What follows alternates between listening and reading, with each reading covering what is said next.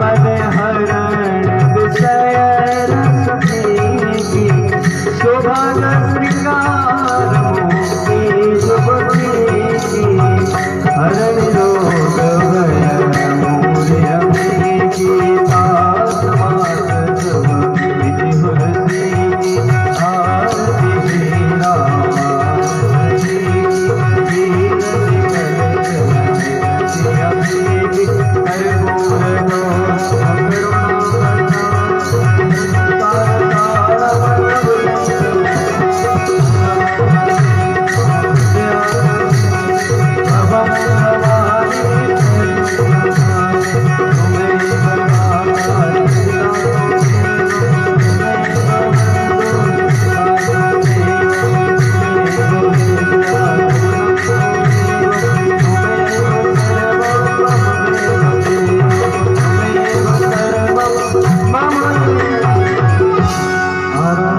राम समर्पयामि जलेन शीतले कारे परिशुद्धे प्रदक्षिणामपदे पदे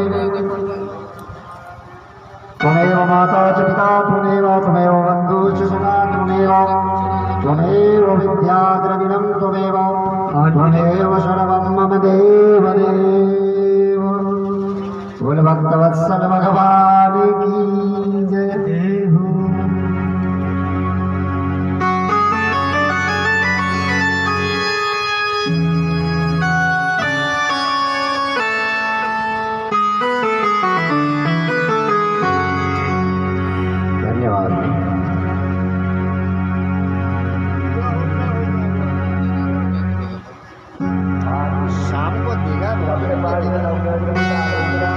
आरती के नीचे कुछ रख दो, वो नेट जल जाएगी।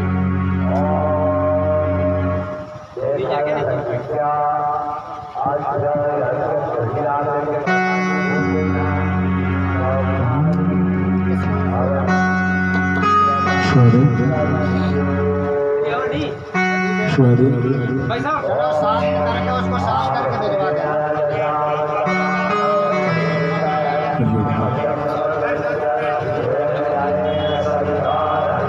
हरि ओम शांति शांति शांति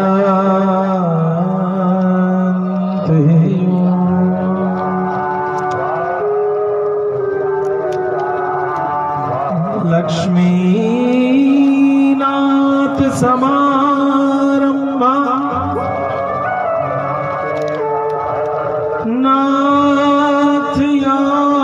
नाथयामुन मध्यमा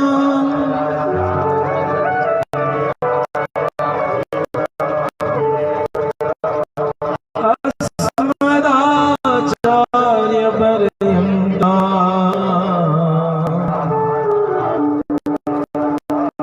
वन्दे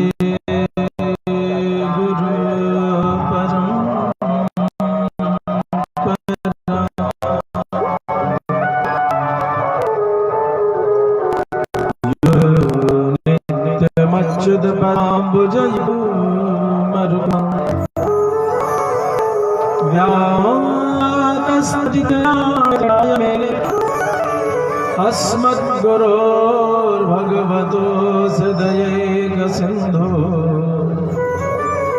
रामानुजस्य चरणौ शरणं प्रपद्ये। वामे भूमि सुता पुरस्तु हनुमान् पश्चात् सुमित्रा सुतः शत्रुघ्नो भरतश्च पार्श्वदलयोर्वैवादिकोणेषु च सुग्रीवश्च विभीषणश्च युवराट् तारासुतो जाम्बवान् मध्ये नीलसरोजकोमलरुचिं रामं भजे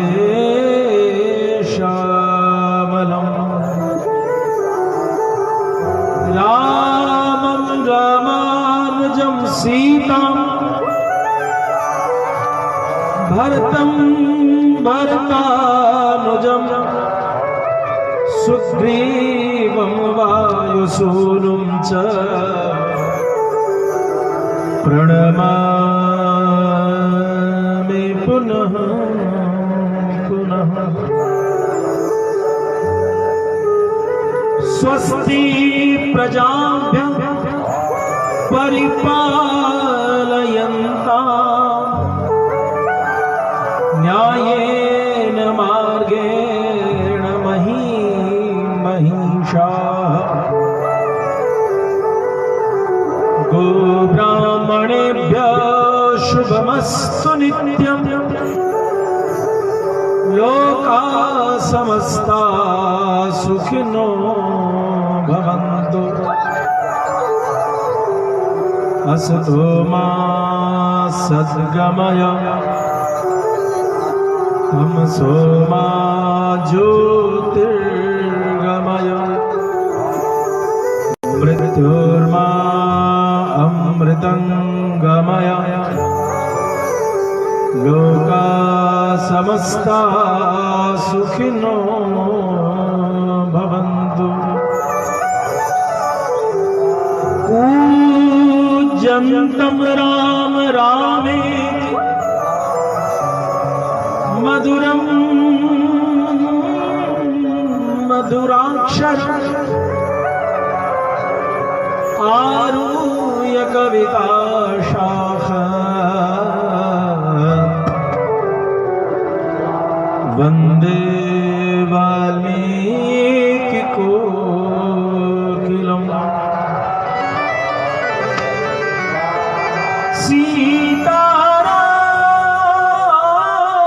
सीताराम गुणग्राम पुण्यारण्यविहारिणौ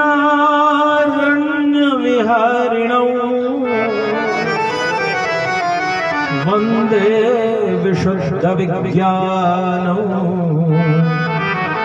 कवीश्वर कपीश्वरौ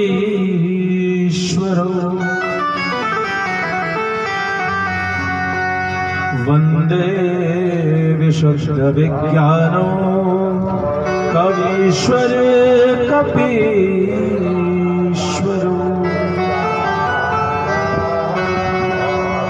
हरि की कथा सुनाने वाले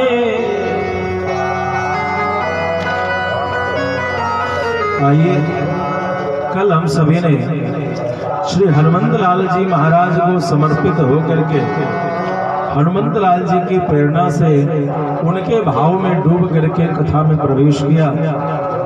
आज वाल्मीकि मुनि भगवान के श्री चरणों में समर्पित करते हुए आज की कथा को हम सभी आनंद के साथ श्रवण करेंगे।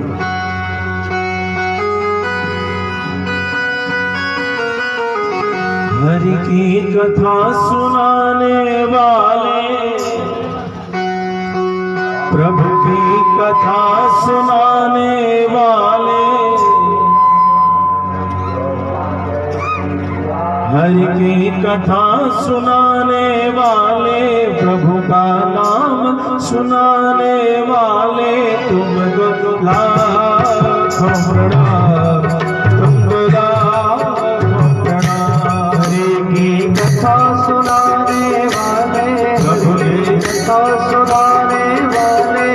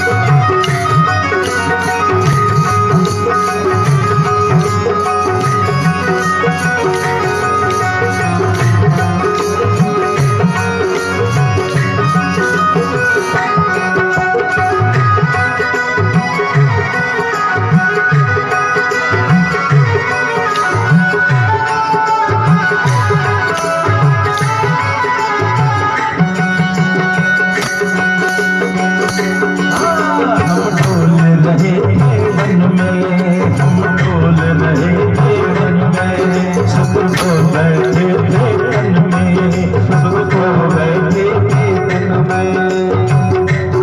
वंदे विशुद्ध विज्ञानम सीता राम गुणग्राम पुण्यारण्य विहारिणो,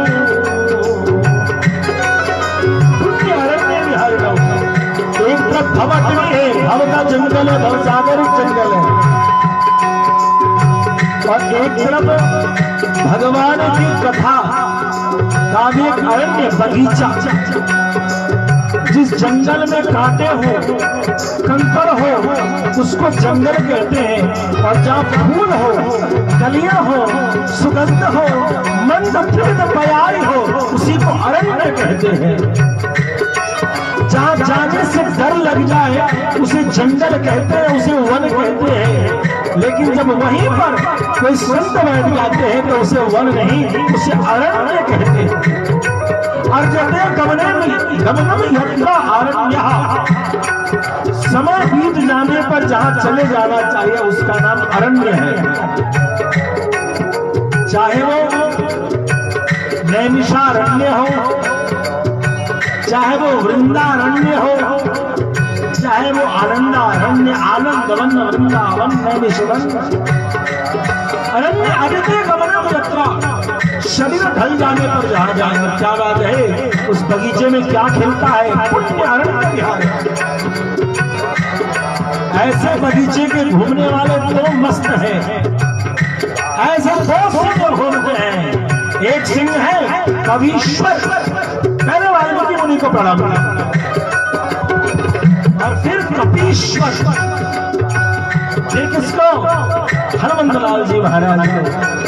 हम डोल रहे थे वन में, हम डोल रहे थे वन में, सुख को बैठे थे तन में, सुख को बैठे थे तन में। जो जंगल को मंदिर बनाने उसी का नाम संजम, जो जंगल में मंदिर कर दे। और हम सभी यहाँ श्री राम यज्ञ के इस आनंद में, श्री राम कथा के इस आनंद में उपस्थित हैं, यह किसी और की कृपा नहीं, हमारे परम पूज्य श्री महाराज जी की कृपा से। श्री श्री श्री 108 याज्ञिक सम्राट श्री मुनीश्वर दास जी महाराज और दो पर्वतों के बीच में विरान जंगल में बैठ गए, और संत की कृपा ऐसी धुनी लगी। हम डोल रहे थे वन में, हम डोल रहे थे वन में, सुख को बैठे थे तन में, सुख को बैठे थे तन में। वो राह बताने वाले, वो राह बताने वाले, वो मार्ग दिखाने वाले, वो मार्ग दिखाने वाले, तुमको लाखों प्रणाम, तुमको लाखों प्रणाम, तुमको लाखों प्रणाम, तुमको हर की कथा सुनाने वाले, प्रभु की कथा सुनाने वाले, तुमको लाखों प्रणाम, तुमको लाखों प्रणाम, तुमको लाखों प्रणाम, तुमको लाखों प्रणाम। जय हो।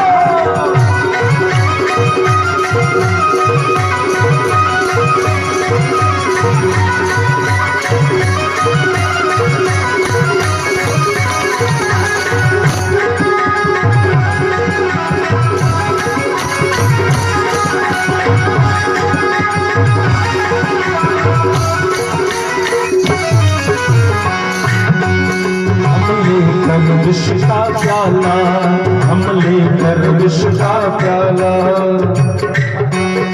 उल्टाना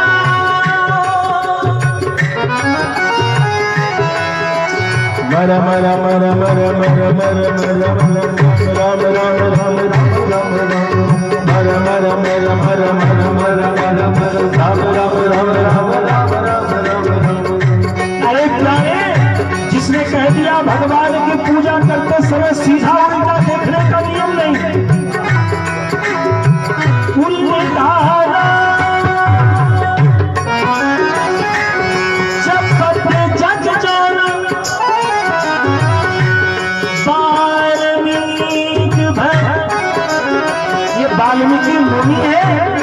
ये ऋषि है, ये कवि है, ये संत है, ये विद्वान है, ये कौन है? बाबा तुलसी लिखना चाह रहे वाल्मीकि मुनि के बारे में, कलम रुक गई।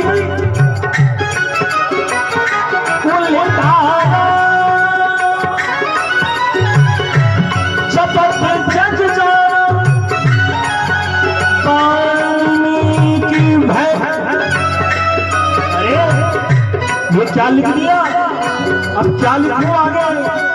बहुत चिंतन करने के बाद बाबा तुलसी की कलम उलझन में पड़ गई। गुरु कहूँ, संत कहूँ, मुनि कहूँ, साधु कहूँ, साधक कहूँ, ऋषि कहूँ, विद्वान कहूँ, कवि कहूँ, क्या चिंतन करते करते जिसमें सब है, जिसमें सारे गुण हैं, अरे प्यारे, जिन्होंने राम के संतान को पाल दिया, ये वो है। लव कुश को किसने पाला? जिसने लव कुश को वो शिक्षण दे दिया कि जब लव कुश धनुर्बाण लेकर के तैयार हुए, हनुमंत लाल जी महाराज बंध जा रहे हैं। भगवान राम भी एक बार सोचने को पड़ रहे हैं, कौन है बालक? और जब गाना शुरू किया तो ऐसा गाना शुरू किया कि आज अयोध्या की गलियों में घूमते प्यारे बन जा रहे। वन के वासी अलग जगह ने ऐसा चल पड़े कि राम को बैठा के सुनना पड़ा, दोनों प्यारे राजा कैसे। ऐसे राम के दो अनमोल नयनों को पालने वाले वाल्मीकि को क्या है। बाबा तुलसी सोचते सोचते कहते हैं, जिसने कह दिया कोई नियम नहीं है, कोई लक्ष्य नहीं है, जो साधन है, जो साधना है, जो साध्य है वो एक है, विधि भी वही है, कर्तव्य भी वही है, लक्ष्य भी वही है। ऐसा सूत्र बताने वाला कौन है?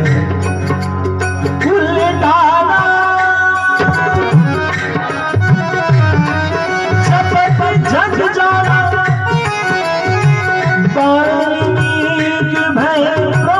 समान, वाल्मीकि ब्रह्म समान। हम लेकर विश्व का प्याला, हम लेकर विश्व का प्याला, जा रहे यम के आला, जा रहे यम के गाला। हम लेकर विश्व का प्याला, हम लेकर विश्व का प्याला, जा रहे यम के आला, जा रहे यम के गाला।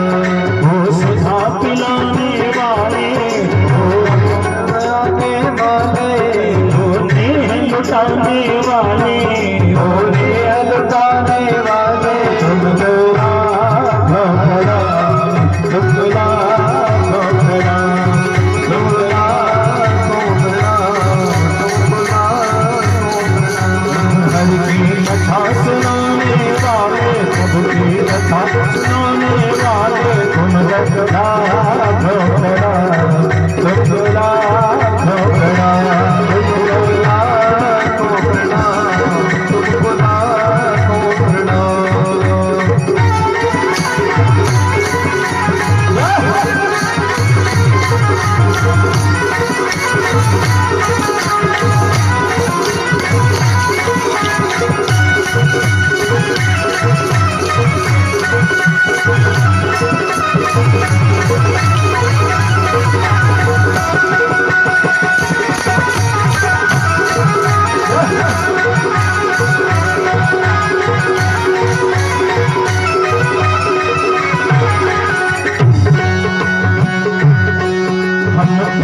तेरा क्या पावे, हम पार तेरा क्या पावे। बस शीश झुका के गावे, बस शीश झुका के गावे। ओ प्रेम लुटाने वाले, ओ प्रेम लुटाने वाले, ओ नेह लुटाने वाले, ओ नेह लुटाने वाले। घुमरा घुमरा घुमरा घुमरा,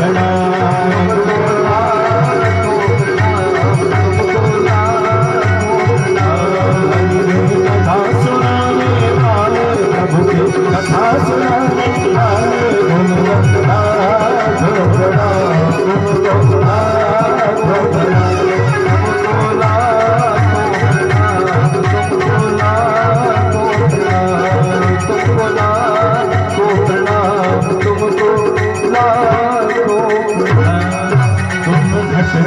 अंतर्यामी, तुम घट घट अंतर्यामी, हम पतित और अभिमानी, हम पतित और अभिमानी, तुम घट घट अंतर्यामी, तुम घट घट अंतर्यामी।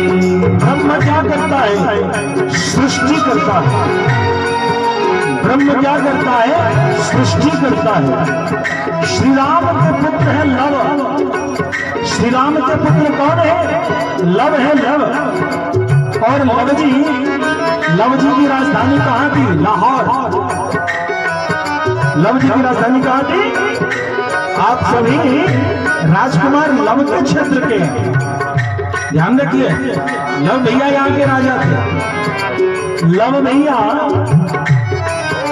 जंगल से लौट के नहीं आए। चिंता हो गई मुनि भगवान को, क्या करें। एक कुशा लिया और एक लव के समान पुत्र का निर्माण कर दिया। देखने में दोनों जोड़े लग रहे हैं। एक तरफ राम का पुत्र लव और एक तरफ राम के पुत्र जैसा जो राम का पुत्र बना ब्रह्मा, वो कुश। अंतर्यामी, तुम घट घट अंतर्यामी, हम पतित और अभिमानी, तुम घट घट अंतर्यामी, हम पतित और अभिमानी। और भाग्य दिलाने वाले, और भाग्य दिलाने वाले, जग से मोक्ष दिलाने वाले, जग से मोक्ष दिलाने वाले, तुम बोला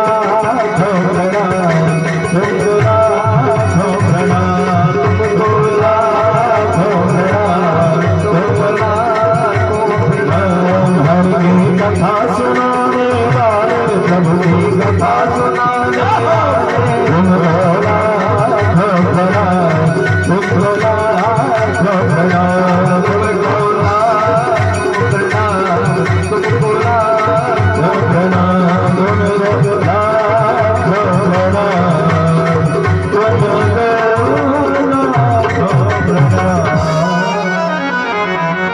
प्रेम से भक्तवत्सल भगवान के जय हो। श्री सद्गुरुदेव भगवान के जय हो।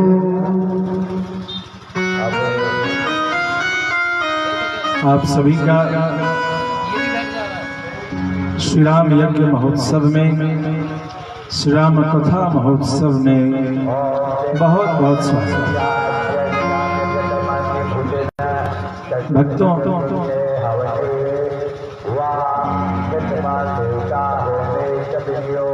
पूजन और यज्ञ में क्या अंतर है? आपकी पूजा यज्ञ में हम सभी आए हैं, हम कैसे क्लासिफाई करें, डिफरेंशिएट कैसे हम भेद करें कि पूजा यज्ञ कब बना? क्यों बाबा, पता कैसे करें कि ये पूजा है या यज्ञ है? कुछ तो फॉर्मूला होगा। ये यज्ञ शब्द लिखने का ऐसे ही लिख देते हैं क्या प्रिंटर या यज्ञ?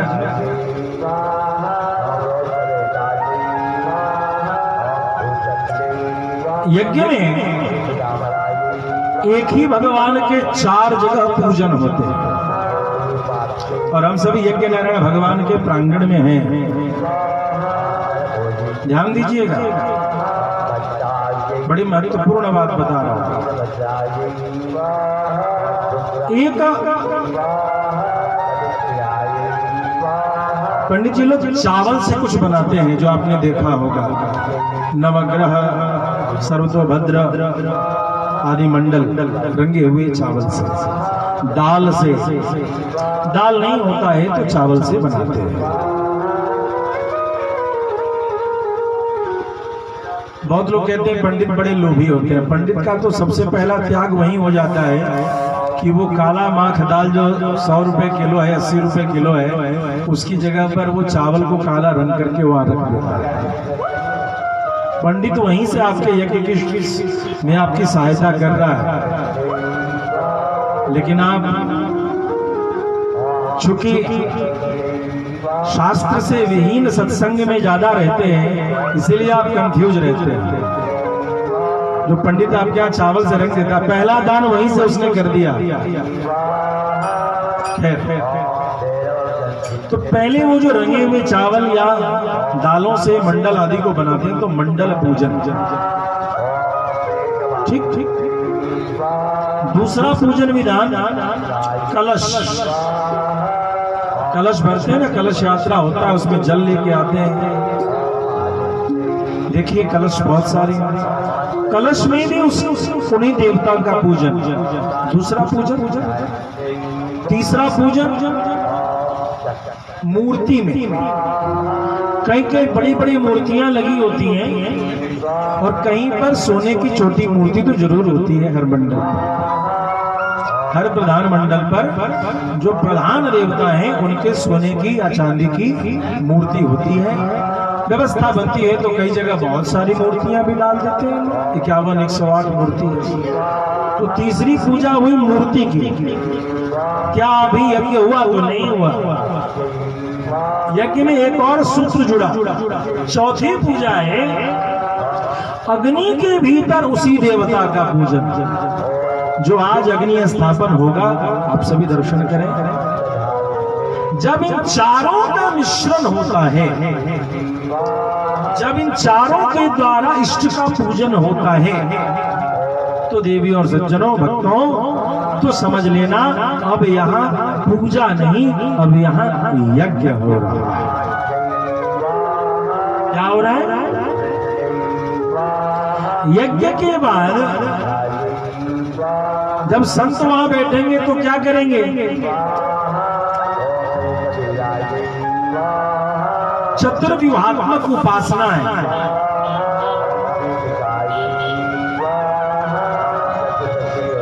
बहुत सारे विद्वान यज्ञशाला में बैठे हैं, संत लोग भी हैं।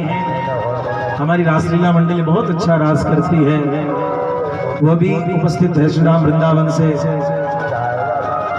और आप सभी के हृदय में तो भक्ति रानी उपस्थित हैं ही। 4 प्रकार से भगवान की उपासना और होती है।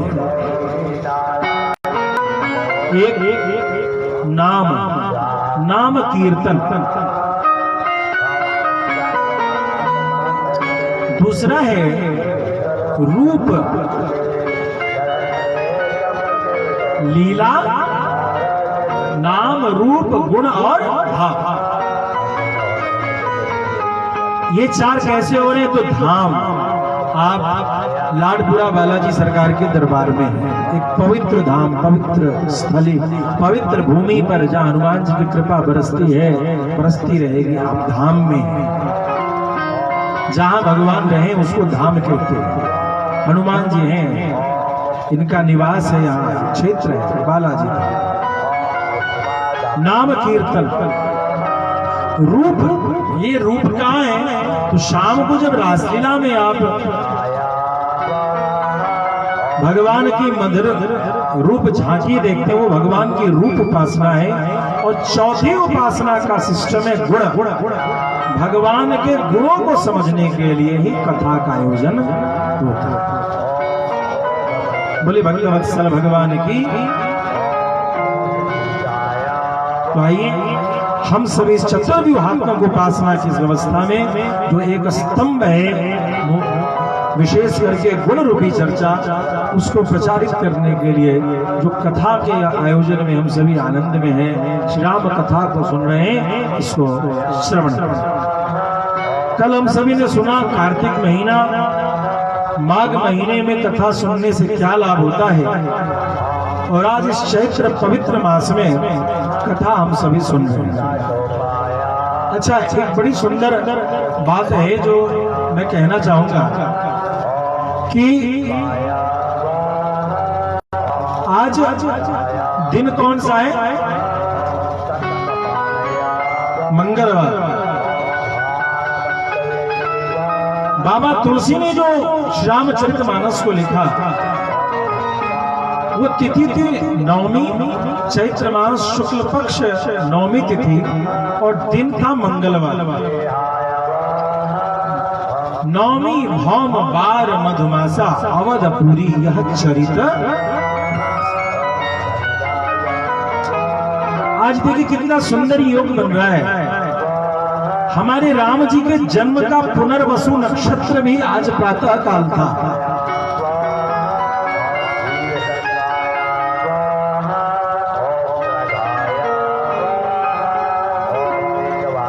आज पुनर्वसु नक्षत्र पंचांग में देखें, आज सूर्योदय पुनर्वसु नक्षत्र में हुआ। दिन कौन सा है? तिथि तो अष्टमी हो गई भैया, लेकिन शाम को 4:45 के बाद तिथि नवमी लग रही है, तो नवमी का भी हो गया। मिल रहा है जैसे तैसे गाड़ी वहां पहुंच रही। अर्थात कितना सुंदर ये अवसर है राम कथा का, हम सभी आनंद ले रहे हैं और महीना भी चैत्र का है। तो इसी अवसर पर कल हम लोग कथा करते करते कथा वहीं रुकी, तो आज समझ में आया कि भाई कल कथा वहां रुकी क्यों। तो समझ में आया हमारे ठाकुर जी की इच्छा है कि चैत्र महीना की कथा का महत्व तुम कल सुनाओ। कल जो है कथा के दौरान नवमी तिथि भी लग जाएगी, दिन तो मंगलवार रहेगा ही और पुनर्वसु नक्षत्र रहेगा ही, महीना भी चैत्र रहेगा। मास, नक्षत्र, तिथि और दिवस, 4 चीज मिल गए आज के आज।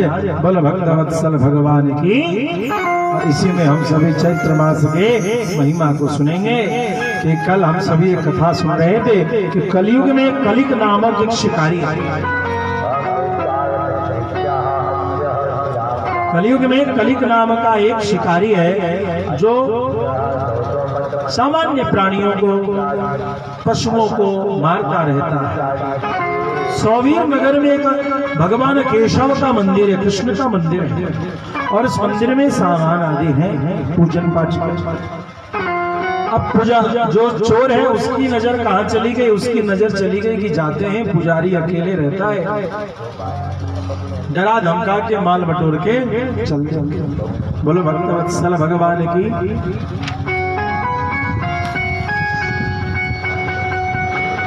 गया वहां उत्तंक मुनि साधना में बैठे हुए। किसमें बैठे थे? साधना ध्यान में थे। बड़ा बढ़िया।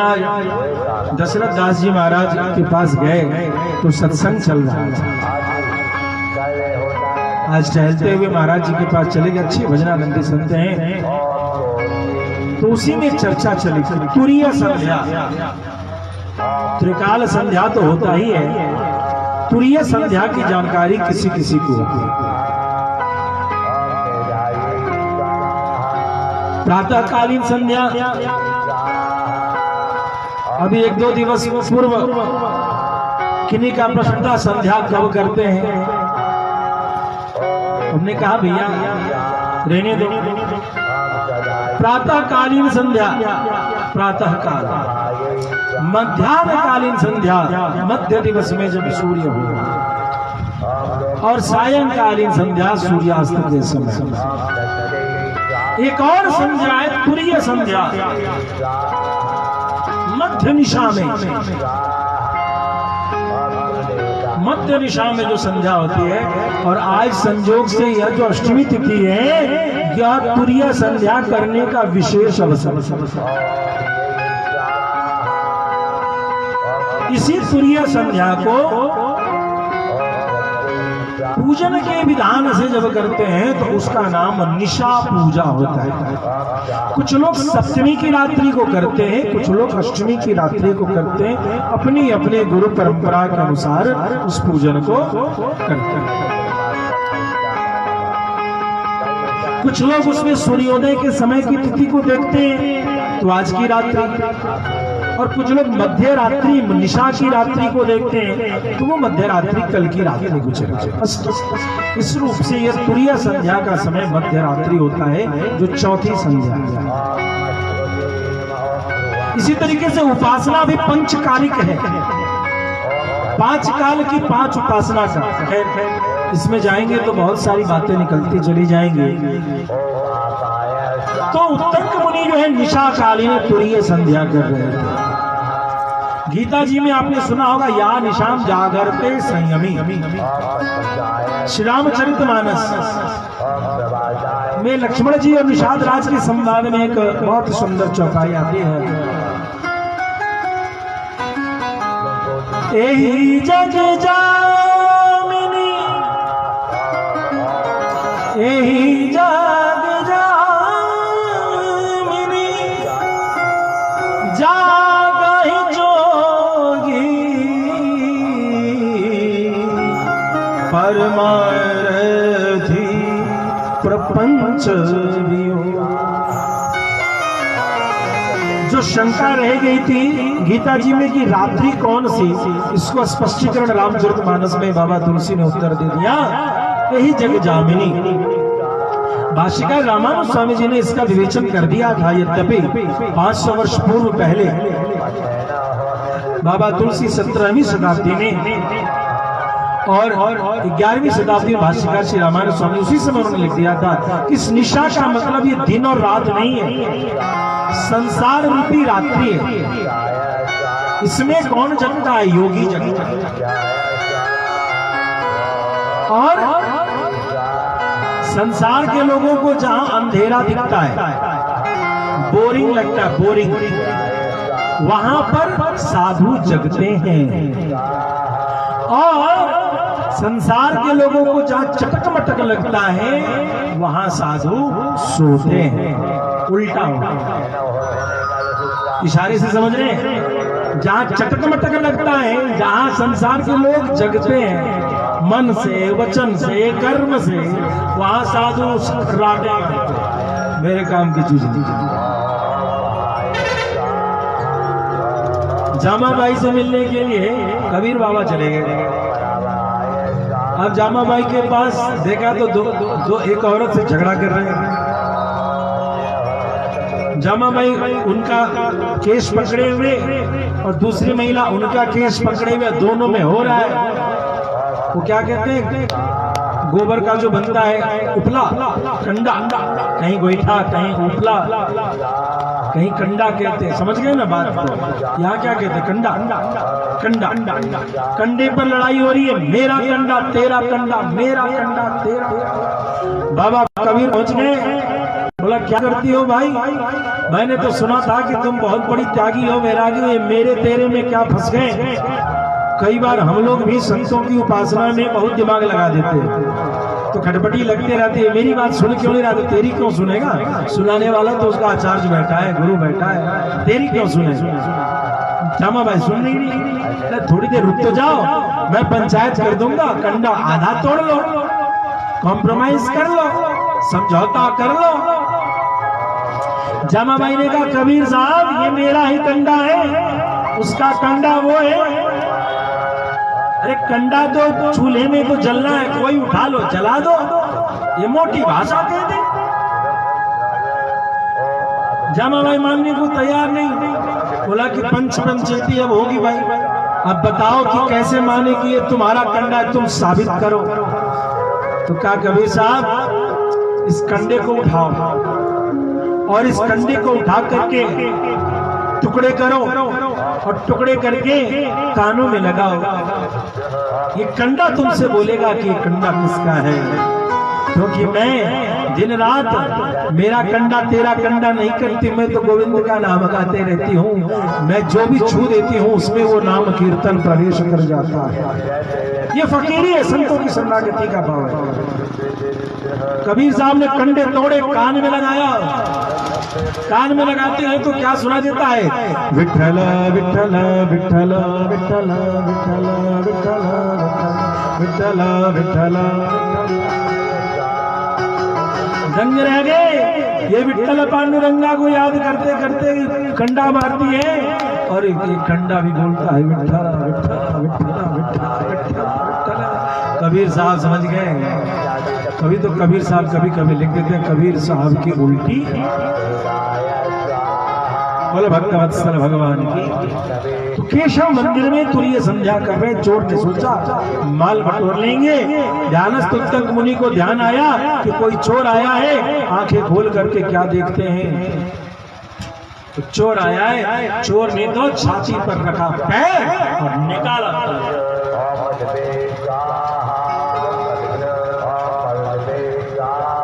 उत्तंक मुनि कहते हैं सुनो, बहुत ही सुंदर उपदेश देते हैं उस अवस्था में। बहुधा वाचमानोऽपि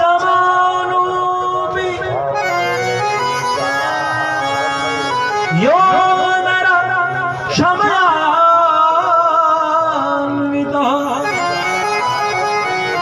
तमुत्तमं नरं प्राहुर् विष्णु प्रियतरं तथा। बहुधा वाच्यमानोऽपि, बार बार उसका अपमान हो रहा हो, गालियां पड़ रही हो, फिर भी जो मनुष्य शांत हो, सब में रसिए, सब में बसिए, भजिए प्रभु का नाम, हाजी हाजी करते रहिए, कीजिए अपना काम। बहुत सुनाने पर भी जो मनुष्य जाने तो यार कर देता है। उस तमुत्तमं नरम प्राहुर विष्णु हो प्रियतरम तथा, भगवान विष्णु के प्यारे का कर्तव्य यही है कि यदि कोई अच्छा बोले अच्छी चीज को बटोर लो, और कोई बुरा बोले धीरे से राधे राधे करके निकल लो, उसमें पढ़ने से नहीं है। भैया मैंने तुम्हारा क्या बिगाड़ा है, मैंने तो तुम्हें एक बार भी रेयर ही नहीं किया और तुम तो तलवार लेकर के चढ़ गए। क्यों चढ़ रहे हो भाई? तुम्हें कुछ माल ले जाना है तो ले जाओ, और ये जो माल के चक्कर में तुम मेरा गर्दन काट रहे हो, तो सुनो अद्भुत संदेश है। मम माता मम पिता मम भाया ममात्मजा ममेदमित जन्तूना ममता बाधते वृथा। ध्यान देंगे भक्तों, मम माता मेरी माँ, मेरे पिता, मेरी पत्नी, मेरे पुत्र, इन सब चक्कर में पड़ करके मनुष्य जो है ममता बाधते वृथा, व्यर्थ में मनुष्य फंसा रहता है। ये प्रेम कब तक है? तो सूत्र जीवन का अनुभव करेंगे। सूत्र कहता है यावदर्पयति द्रव्यम, जब तक द्रव्य देते रहिए, तावद भवति बांधव, टका देते रहिए आपके अपने होंगे। अर्जितम तु धनम सर्वे, और कितना भी माल बटोर के ले आओ, भुंजन्ते बांधव सदा, सारे बंधु बांधव उसका भोग करते हैं। लेकिन यदि कहोगे अधर्म से लाए हुए धन, अधर्म से लाए हुए धन से भोग तो सभी करेंगे देवियों सज्जनों, लेकिन उसके कारण, अधर्म के कारण जिस परिणाम को तुम्हें भोगना पड़ेगा, उसका एकमात्र भोगतार भोगने वाला तू ही रहेगा। इसलिए बहुत ज्यादा अच्छा चाहने के लिए अधर्म की प्रवृत्ति नहीं करनी चाहिए। लोकेशना कामेशना, दो इच्छाएं हैं। एक है सांसारिक कामनाओं की पूर्ति, और दूसरा मुझे लोग अच्छा कहें। इस मुझे लोग अच्छे कहे के चक्कर में अच्छे अच्छे संत बिगड़ गए, अच्छे अच्छे विद्वान बिगड़ गए। और आज व्यासपीठ भी एक आयोजन का एक माध्यम बन गया। एक आचार्य स्पष्ट रूप से कोई निर्देश देने से डरता है। क्यों? जनता भाग जाएगा, लोग कहेंगे अच्छी कथा नहीं करते। विद्वान वही है जो तैसे तैसे रिझाए लोग। यदि शिक्षक सिर्फ रिझाइबे करेगा तो पढ़ाएगा। शिक्षक प्रोत्साहन देता है, शिक्षक उत्साह वर्धन करता है। गुरु का कार्य है नियमन संयमन करना, न कि उसी धार में बह जाना। यदि खुद हर घाट बहने लगेगी तो बाढ़ आ जाएगी, बाढ़। नदी तब तक सुरक्षित है जब तक आचार्य रूपी घाट सुरक्षित है। जिस दिन ये आचार्य भी नदी के साथ बहने को तैयार हो गए, समझ लेना उसी दिन बाढ़ आ गया और कई घर, कई बीज, कई पशु मवेशी, कई मनुष्य भी उसमें बह करके मर जाएंगे। इसीलिए आचार्यों को मजबूत घाट बना रहना ये शास्त्र का उपदेश है, यह इतिहास पुराण का उपदेश है। उसे मजबूत सीढ़ी बन करके समुद्र की थपेड़ों को, जल के थपेड़ों को स्वीकार करते रहना पड़ता है, लेकिन अपनी स्थिरता बनाए रखना पड़ता है। क्या करते हो? किनके लिए ऐसा कर रहे हो? रुक जाओ, रुक जाओ प्यारी, रुक जाओ। ये बर्तन ले जाना, ले जाओ, लेकिन इसका फल कौन भोगेगा? वो राक्षस जो है, वो व्याध जो है, सो बड़ा थर-थर कांपने लगा। बोला गुरुजी, मैं आपको मारने आया, आपने लठ नहीं निकाला। मैंने आपको गाली दिया, आपने लठ नहीं निकाला। क्षमा कीजिए, ये क्षमा सिंधु भगवान, मैं इतना बड़ा पापी हूं, मेरा उद्धार कैसे होगा? उत्तंक मुनि ने कहा, प्यारे, चैत्र महीना में 9 दिनों की श्री राम कथा को सुनो। तुम अपने पापों से यदि ग्रसित हो, तुम अपने पापों से यदि दुखी हो, तो चैत्र महीने में भगवान की मधुर मंगल में श्री राम कथा को जरूर सुनो। कथा सुनी और सुनने के पश्चात वह परमात्मा के वैकुंठ धाम का अधिकारी हुआ। 9 दिनों की इस कथा को अत्यंत ही सुंदर प्रेम से करना चाहिए। भगवान श्री राम से प्रार्थना करनी चाहिए कि हे प्रभु, हम पर कृपा बरसे कि हम 9 दिनों तक यह कथा निर्विघ्न रूप से सुने, श्रवण करें। भगवत कृपा से इस कलिकाल में श्री राम कथा हो पाती है। ये कथा को कितना महत्व दिया कि नास्ति गंगा समम तीर्थम, गंगा के सामने कोई तीर्थ नहीं। नास्ति मातृ समो गुरु, माँ के समान कोई गुरु नहीं है। ये प्यारी, माँ गोद में बैठाई हो और माँ बच्चे को कुछ समझा रही है और बच्चा गोदी में ही मल मूत्र का त्याग कर दे,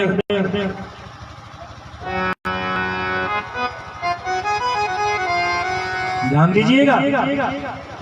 नास्ति मातृ समो गुरु, माँ जन्म से गुरु है। क्या होगा? माँ उठा के पटक देगी? नहीं पटक।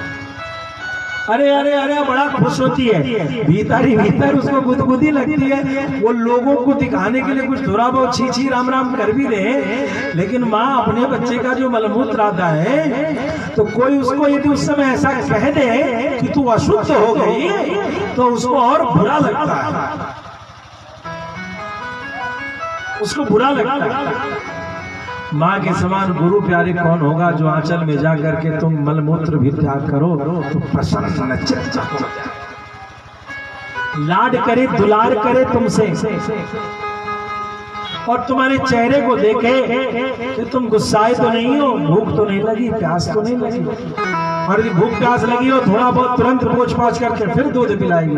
रुषास्तनम दयोपी, यामुनाचार्य स्वामी जी कहते हैं, प्रभु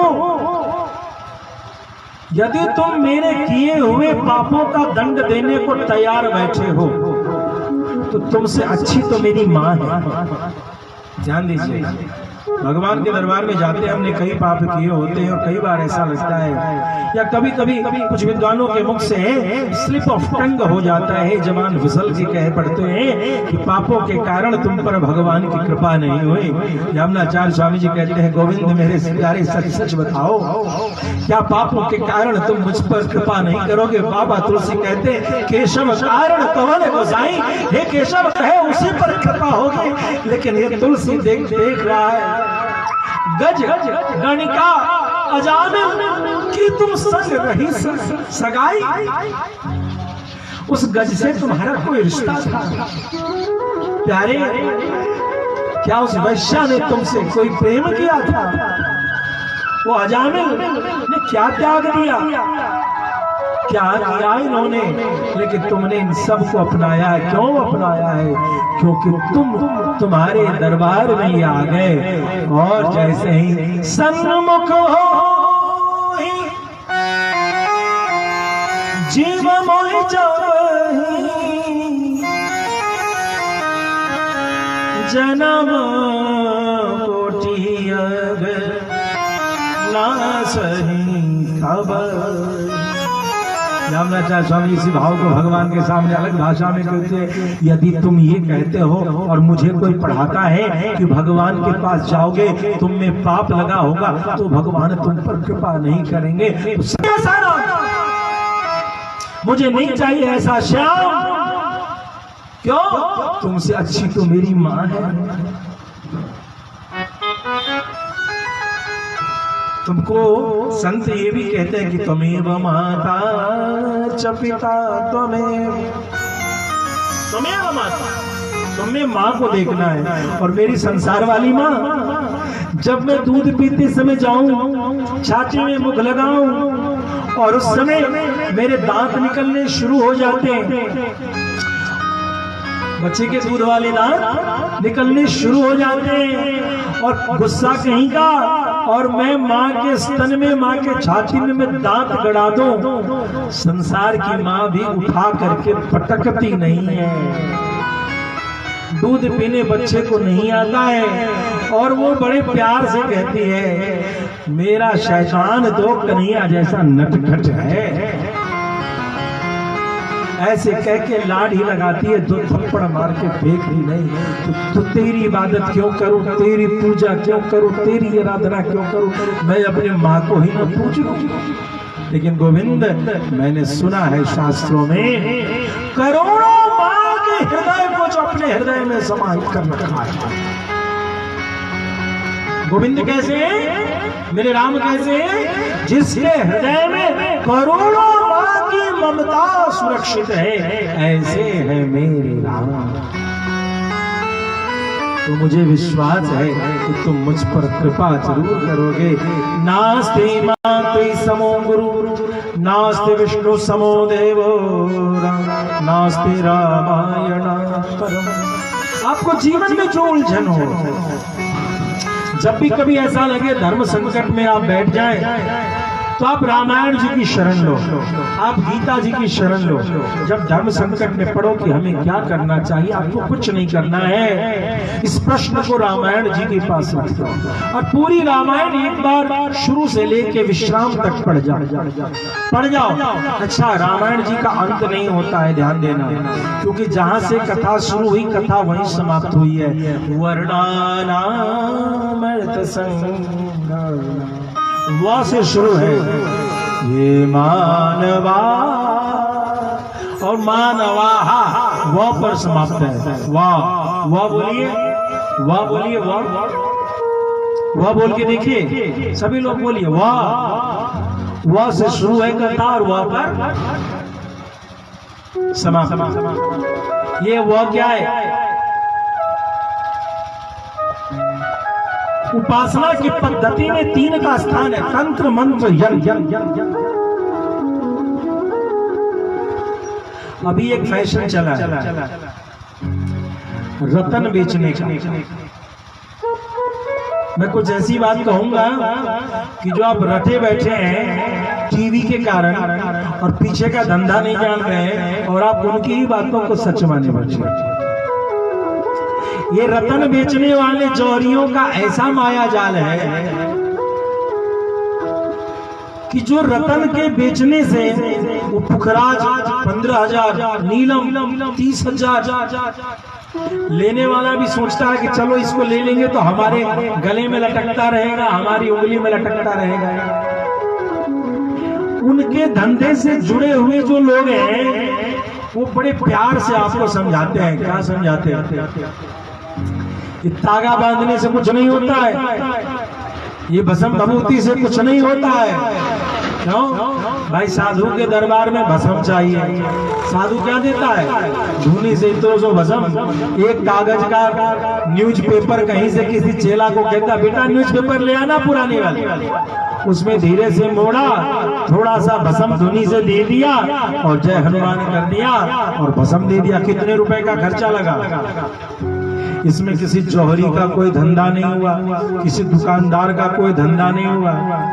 अब इस धंधे वालों ने क्या किया कि साधु के भस्म पर प्रश्न उठा दिया। लेकिन उन भस्म पर प्रश्न उठाने वालों को कहना और आप घर में करके देखना साथ। मैं शर्तिया बात करता हूं और अपने मन की एक शब्द नहीं कहता, चार नहीं। ठाकुर जी कृपा से सबसे बड़ी गद्दी, एक बार मैंने 8 घंटा कथा की लगातार। कलाकार बीच में उठ के चले गए, आधा घंटा घूम के फिर बैठे। 3 बजे बैठा है, 11 बजे, लेकिन हर बात शास्त्र से प्रमाणित करके बोलता हूँ या संतों की आज्ञा से बोलता हूँ। इधर मेरे मन का तो कुछ भी नहीं। सच पूछो तो आपका और मेरा दोनों का नाम तो अपना है ही नहीं। तेरा नाम तेरे बाप ने दिया या तेरे गुरु ने दिया, मेरा नाम भी मेरे एक बाप ने दिया, मेरे गुरु ने दिया। जब हमारा नाम मेरा नहीं है तो बाकी की बात क्या करते? किस भ्रम में जी रहे हो? ये कपड़े, ये सारे, ये मछली, ये चुड़िया, ये वैभव तेरा कहां से है? अरे प्यारे तेरा नाम भी तेरा नहीं है, डुप्लीकेट चोर कहीं। या कहा कि मेरा नाम मेरे बाप ने दिया, मेरा नाम मेरे गुरु ने दिया है, ऐसा कि मुझे पहचान मिल सके। ये जो पहचान है ना तेरी, ये तेरे बाप ने दिया है, तेरी माँ ने दिया है, तेरे गुरु ने दिया है। तेरे तो पहचान नहीं तो ये गाड़ी बंगला घोड़ा कहां से? बोलो ये अलग अलग लकड़ी लीजिए आप।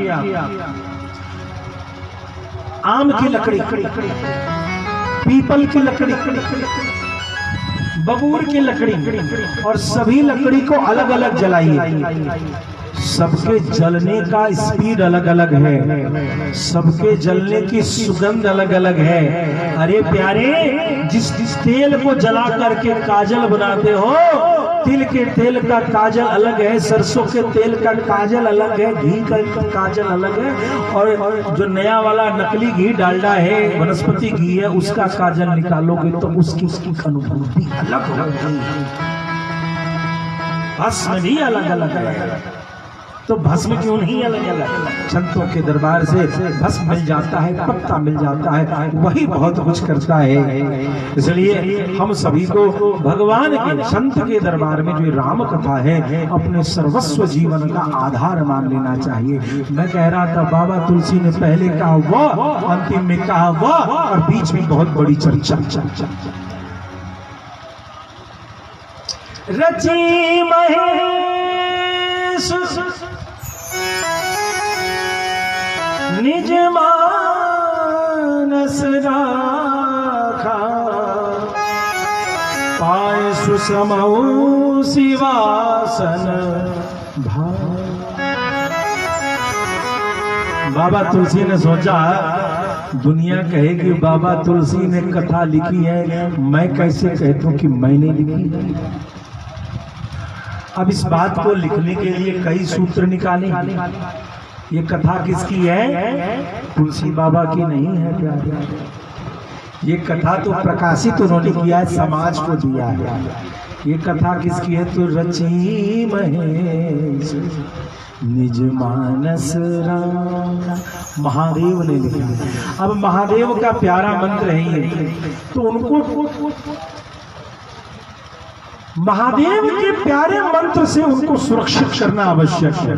और महादेव का प्यारा मंत्र क्या है पता है? वम वम वम। ये जो प्रथम और अंतिम का विश्राम का वर्ण है, अक्षर है वम वम वम। ये वम बीज जो है, इसी को कांवरिया जब जल लेते हैं तो उनके मुख से, कल हम लोगों ने जो कांवर की कथा सुनी, उनके मुख से क्या निकलता है? बम बम बम बम, हर हर बम बम बम।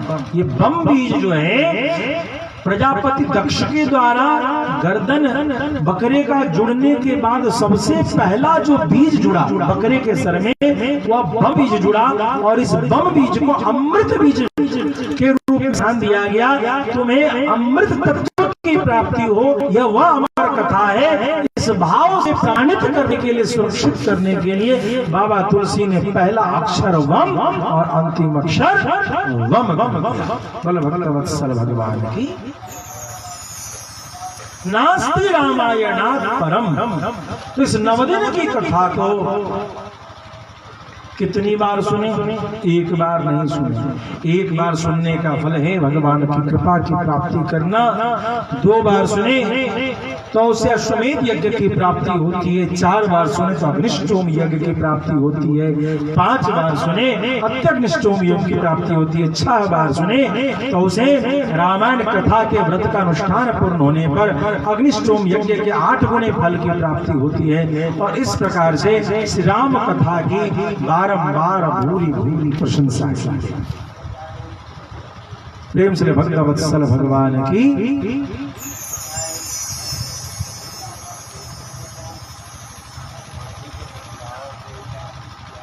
हम सभी लोग आज गायत्री मंत्र को टेप रिकॉर्डर से जगह जगह चलाया जा रहा है और एक भ्रम फैला दिया गया कि गायत्री मंत्र जो है वह माइक से क्यों नहीं बजेगा।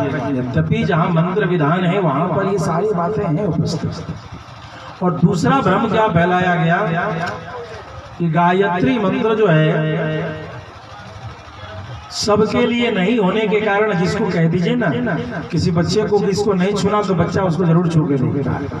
तो ठीक इसी तरीके से जबकि गायत्री मंत्र पे बहुत पहले ही बहुत बड़ा कार्य हो चुका है।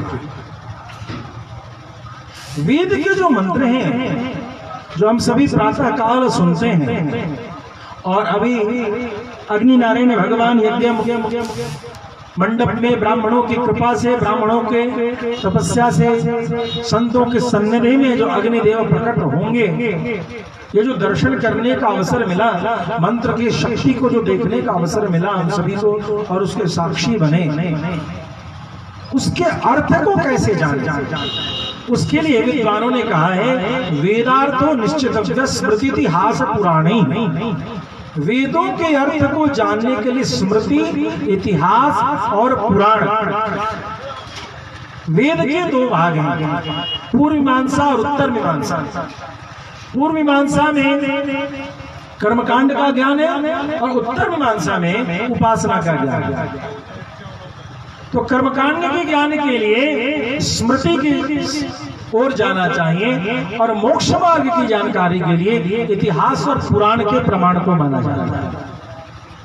इतिहास के प्रमाण में 2 इतिहास माने गए और आज ये दोनों इतिहास हमारे समाज से जा चुके हैं जो मोक्ष मार्गी हैं। इतिहास मात्र 2 कहे गए, एक वाल्मीकि रामायण और दूसरा महाभारत। महाभारत से हमको दूर करने के लिए कह दिया गया कि महाभारत घर में रखोगे तो घर में महाभारत हो जाएगा, इसलिए हम महाभारत से दूर हो। और वाल्मीकि रामायण को कह दिया गया संस्कृत में है, कठिन है, इसको मत पढ़ो, हम उससे भी दूर बन गए। ये कुचक्र था लॉर्ड माइकल और उनके द्वारा जो फैलाए हुए एजेंट थे उनके द्वारा। ये तो धन्य है हमारे गांव के पुजारियों की, गांव की बहु बेटियों की कि पूरे भारत में जो लोकाचार में जो भाषा में, जो वहां की भाषा में जो गीत थे राम और कृष्ण को लेकर के, ये देवियां गाती रही और राम कथा आज भी जैसे तैसे सुरक्षित है। पुराणों में 18 पुराण हैं जिसमें से 17 लगभग गौण हो चुके हैं और जैसे तैसे सिर्फ भागवत जी का प्रचलन चल रहा है। वेद 4 हैं, सवेरे आप जरूर आओ और हमारी चारों वेद के मंगलाचरण को जरूर सुनो। बड़ा परिश्रम करके वेदों के मंत्र का अध्ययन करते हैं वो आपको समझ में नहीं आती तो क्या करें? हम लोग कहते हैं नहीं समझ में आता है तो क्या करें? तो प्यारे, कभी डॉक्टर को कहा है कि दवाई समझ में नहीं आती है, दवाई खा लेनी चाहिए। वेदों के मंत्र को सुने। आज सामवेद के मंगलाचरण को सुनने का अवसर प्राप्त हो रहा था। ये मंत्र कभी कभी यज्ञ के आयोजनों में संतों की कृपा से जो यज्ञ होते हैं उन्हीं में विद्वानों को बुला करके सुन पाते हैं। आप जरूर सुनिए। ये जो वाल्मीकि रामायण है, ये 24,000 श्लोक है और हर एक अक्षर पर 1,000 समर्पित है। अर्थात ये जो तत्सवितो वरेण्यम, जो सूर्य को प्रकाशित करने वाला जो परम तत्व है, जगत प्रकाश से प्रकाशक रामू। श्री रामचरितमानस का अखंड अनवरत पाठ चल रहा है, आप भी जरूर पढ़ें, कम से कम 2 दुआ जरूर पढ़ें। सरल है, आपको समझ में आ जाएगा। लेकिन प्यारे, एक और निवेदन करना चाहूंगा। गीता प्रेस ने छाप दिया, पुस्तक हम 100 रुपए में ले आए, घर में पढ़े। सरल बहुत है प्यारे, उसका हिंदी अनुवाद लिखा, हम समझ लेते हैं, लेकिन कठिन भी प्यारे बहुत है। सरल शुरुआत में है, आपके लिए है, लेकिन कठिन इतना है कि उसमें जब विद्वान गोता लगाना शुरू करते हैं, उनके रहस्य को खोजना शुरू करते हैं, तो दिखता है कि ज्ञान का अथाह समुद्र है रामचरितमानस के चौपाई में। आपका विषय वो नहीं है। राम आपसे जुड़े रहें, आप राम से जुड़े रहें, इसके लिए आप 2 दोहा जरूर पढ़िए। और कभी जिज्ञासा हो, शंका हो, तो जिज्ञासा के लिए आचार्यों के पास जाएं। एक चौपाई के कई भाव हैं, कई रहस्य हैं, कई अर्थ हैं। जुग सहस्र योजन पर भानु, जब इस पर अनुसंधान करके देखा गया, तो हमारे आज के वैज्ञानिक जो अनुसंधान करते हैं कि धरती से सूर्य की दूरी उतनी है, वो उस गणना को बाबा तुलसी की गणना मिल रही है। वो भागवत जी हैं, वो रामायण जी हैं। कुछ बातें जो समझ में नहीं आए, उनको ऊपर से स्पर्श करके जाने दीजिए साहब। तथा समुद्र है ये ज्ञान, जो समझ में आए। अब कहेंगे वेद ज्ञान कथा कितनी सुननी चाहिए? तो कहते हैं कि गंगा किनारे चले जाइए। गंगा किनारे यावानर्थ उत्प्लोदे सर्वथा संप्लुतोदे, यावानर्थ उत्पाने सर्वथा संप्लुतोदे। जैसे गंगा जी के किनारे आ गया स्नान करने के लिए, आप एक चुल्लू लेते हैं, आचमनी करते हैं, आप क्या कहते हैं? गंगा पान कर लिया, कहते कि नहीं कहते? पूरी गंगा पी गए क्या? पूरी गंगा तो नहीं पी। राजर्षि जहनु के तरीके से एक चुल्लू पी। पूछा किसी ने, गंगा जल का पान किया? कितना? जितने से अपनी प्यास बुझ जाए उतना पान किया, बाकी जल को रहने दिया। कुछ जरूरत है एक मटके में, एक कलश में लेकर घर भी चले। ठीक उसी प्रकार से भगवान की कथा के दरबार में जब आए, तो आप समझें कि जो चुल्लू भरा पी सकते हैं उतना जरूर पीजिए, और बाकी जो नहीं पी पा रहे हैं, जरूरी नहीं है कि आप सब पी जाएं, कोई दूसरा भी उसका पान कर रहा है। वेदों के अर्थ को निकालते समय का सूत्र विधान भगवान कृष्ण गीता जी में यही दिया है। इसी तरीके से उपदेश को सुनना चाहिए। तुम्हारी जीवन की शंका का निराकरण हो रहा है कि नहीं हो रहा है, यह देखना आवश्यक है। वाल्मीकि मुनि ने प्रत्येक श्लोक पर 1,000, प्रत्येक वर्ण पर 1,000 श्लोकों का निर्माण किया, और बाबा तुलसी ने एक वर्ण पर वम बीज पर पूरी रामचरितमानस की रचना करके रखी। कई लोग बाबा तुलसी और वाल्मीकि मुनि में उलझे रहते हैं। भक्तमाल जी का प्रमाण है, कहते हैं कली केवल निस्तार ही वाल्मीकि तुलसी। तपस्वाध्यायनिरतं तपस्वी वाग्विदाम्बरं नारदं परिपप्रच्छ वाल्मीकिर्मुनिपुंगवम्। जब नारद जी आए हैं वाल्मीकि मुनि से मिलने के लिए, तो उन्होंने दिव्य गुणों का वर्णन किया है। कौन है जो अत्यंत ही पराक्रमी है, कौन है जो अत्यंत सुंदर है, कौन है जो मन पर विजय प्राप्त करने वाला है, कौन है जो समदर्शी है। कई गुणों का वर्णन किया, और इन गुणों को वर्णन करने के पश्चात जब ऐसी शंका की है, तो वाल्मीकि मुनि को नारद जी ने चर्चा किया है कि ऐसा एक राजा अभी है। तो कौन है? तो इक्ष्वाकु वंश में उत्पन्न है श्री राम, और उनके जीवन की सारी चर्चा को वहां संक्षिप्त रामायण के रूप में सुनाया है। इतना सुनने के पश्चात कल जो मैंने चर्चा बीच में छोड़ी थी कि पहली संगीत कब बजी, वाल्मीकि मुनि वहां से तमसा नदी के किनारे जाने जाए। तमसा नदी के किनारे कर्दमम इदम तीर्थम भरद्वाज निशामय। हे भरद्वाज मुनि, भरद्वाज कौन है? जाग्य बल के मुनि परम विवेकी भरद्वाज राख्यो पद। ठीक, ये जो भरद्वाज मुनि की चर्चा आई है वाल्मीकि मुनि के शिष्य। तो भरद्वाज मुनि को कहा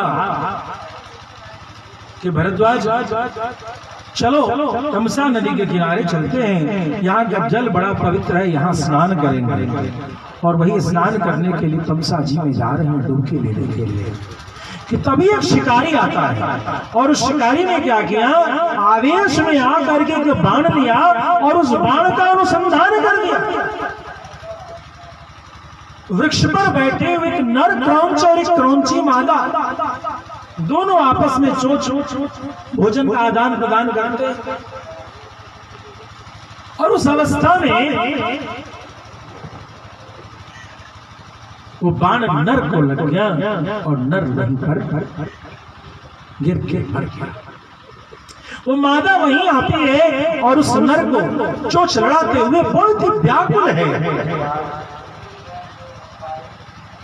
उस व्याकुलता को देखते मादा क्रौंची बहुत ही दुखी हो जाती है। उनके दुख को देख करके वाल्मीकि मुनि के हृदय से प्रथम बार एक ऐसी रचना निकली जो वीणा के तार पर गाई जा सकती थी। निषाद प्रतिष्ठा त्वमगम शाश्वते समा यत् क्रौंच मिथुना अवधे काम मोहितम मानिषा प्रतिष्ठा तमगम शाश्वते समा यत् क्रौंच मिथुनादेकम् अवधे काम मोहित। हे शिकारी, मां प्रतिष्ठाम त्वमगम, तुझे कभी भी शांति नहीं मिलेगी। जो तूने किलोल करते हुए खेलते हुए नर और मादा इन बेजुबान पक्षियों पर जो तूने प्रहार किया है ना,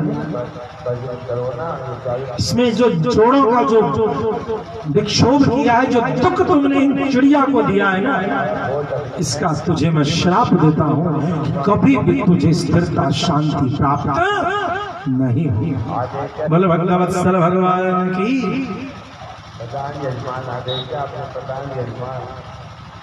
बात तो निकल गई। अब निकल तो गई साहब, ध्यान देंगे भगवान राम का राज्याभिषेक हो चुका है। ये त्रेता युग की उसी समय की घटना है। तो राम राजा हैं। भगवान राम ने कितने साल राज्य किया है? 11,000 वर्ष। उस समय की ये घटना है। भरद्वाज, बेटे सुनो, यद्यपि मुझे इसे श्राप नहीं देना चाहिए था, लेकिन फिर भी मेरे मन से यह बात निकल गई। अच्छा एक बात सुनो, इसके 4 चरण हैं, इसके 4 चरण हैं। 4 चरण में 8 अक्षर हैं। 8 चौके 32,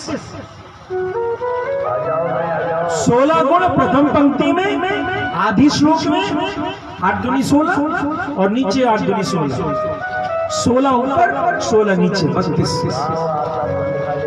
इसका इस छंद का नाम कहते हैं अनुष्टुप छंद। क्या कहते हैं?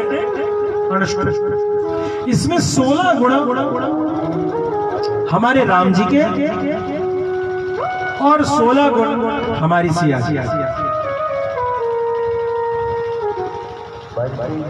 अब बाबा तुलसी जब कलयुग में लिखने बैठे, श्लोक को 4 पाद में, अब बोला अभी तो कई पाद वाले कई रचना, मैं क्या करूं? बाबा तुलसी ने कहा नहीं जी, पुरानी बात नए अंदाज में। तो क्या लिख दिया? चौपाई, चतुष्पदी का हिंदी में क्या कर दिया, या अवधी भाषा में क्या कर दिया? चौपाई। चौपाई में भी 4 सेट चलता। मंगल भवन अमंगल हरि, द्रवो सुदशरथ अजर बिहारी। इसको भी 4 चुपड़े लगे। भरद्वाज बेटा इसे याद करो, और चलते चलो स्नान किया। और भरद्वाज मुनि को तो गुरु जी के मुख से मंत्र मूलम गुरोर वाक्यम, मंत्र क्या है? मंत्र मूलम गुरोर वाक्यम, गुरु जी ने कह दिया ये मंत्र है। अब उस मंत्र को भरद्वाज मुनि मानसा प्रतिष्ठान तमगमहि शाश्वते समायत क्रौंच मिथुनादे कमवधि काममोहितम, मानसा प्रतिष्ठा तमगमहि शाश्वते समायत क्रौंच मिथुनादे कमवधि काममोहितम, मानसा प्रतिष्ठा तमगमहि शाश्वते समायत क्रौंच मिथुनादे कमवधि काममोहितम। बेटे इसको वीणा की तार पर भी गाया जा सकता है। मानसा प्रतिष्ठा त्वमगमहि शाश्वते समान, यत् क्रौंच मिथुनादे कमवधि काममोहितम। अलग अलग सुर दे करके गाए जा रहे हैं। गुरु जी का मंत्र मिल गया और गुरु जी स्नान कर रहे हैं, लेकिन गुरु जी के दिमाग में चल रहा ये बात निकली तो निकली कैसे, ये बात आई तो आई कैसे। ये बातें आते आते आते आते आते आते बोलो भक्तवत्सल भगवान की ब्रह्मा जी प्रकट हो गए। और ब्रह्मा जी ने कहा क्या बात है वाल्मीकि जी, आपके दिमाग में क्या चल रहा है? तो मेरे मन में चल रहा, एक तो मैंने क्रोध का कब का त्याग कर दिया, काम का कब का त्याग कर दिया, फिर मैंने श्राप दिया और श्राप भी दिया तो संगीत में दिया। यही है प्रथम संगीत, मां निषाद प्रतिष्ठान तमगमहि शाश्वती समा यत् क्रौंच मिथुनादे काममोहितम काममोहितम। यही प्रथम गीत बना, किसको गा सकते थे वीणा की तार पर।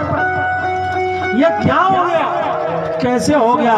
ब्रह्मा जी ने कहा है प्यारे, यह मेरे कारण ही, मेरी कृपा के कारण ही तुम्हारे मुख से ऐसा निकला है, चिंता मत करो। सुनो, तुम इसी श्लोक में तुमने जो राम कथा अभी सुनी है नारद जी के मुख से, इसी श्लोक में तुम उसकी रचना करो ताकि दुनिया गा सके। वाल्मीकि मुनि कहे भाई मुझे क्या पता। बोला सुनो, रहस्यं च प्रकाशं च यद्वृत्तं तस्य धीमतः। जो सामने घट रही होगी और जो मन में होगी किसके?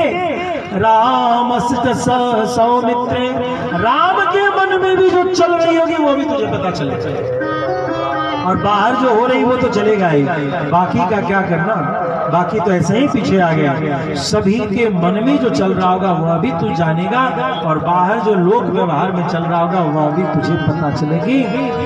पहले जो घटना घट रखी है, अभी जो घटना घटी है, और आगे भी जो राम संबंधित घटना होने वाली है, इन सब की जानकारी तुझे होगी।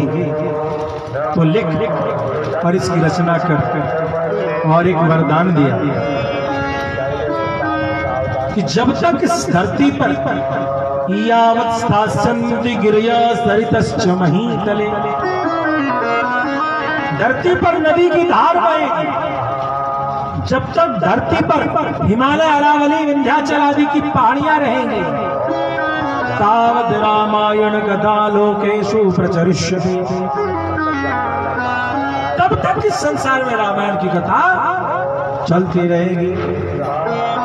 अब राम कथा को रोकने के लिए यदि कोई राम कथा को रोकना चाहे तो क्या करना पड़ेगा? तरीका है राम कथा को रोकने का, तो हाँ है, सारी नदियों को सुखा दो, और जब नदियां सूखेंगी तो समुद्र सूख जाएगा, और ये पहाड़ को काट काट करके फावड़े पर या बुलडोजर से, किरान से समुद्र में पलट करके धर दो। यदि ऐसा कर सकते हो तो शायद कथा रुक जाए, और नहीं तो प्यारे राम कथा रुकने वाली चीज। यावद रामस्य च कथा। महाराज जी कुछ लोग शंका करते हैं कि वाल्मीकि मुनि को मोक्ष नहीं मिला जो तुलसी बन के आ गए, ऐसे भी कुछ लोग जिज्ञासा करते हैं। क्या जरूरत है भाई, इतने बड़े भक्त हुए वाल्मीकि मुनि, तो उनको मोक्ष क्यों नहीं मिला जो तुलसी बाबा बन के चले गए?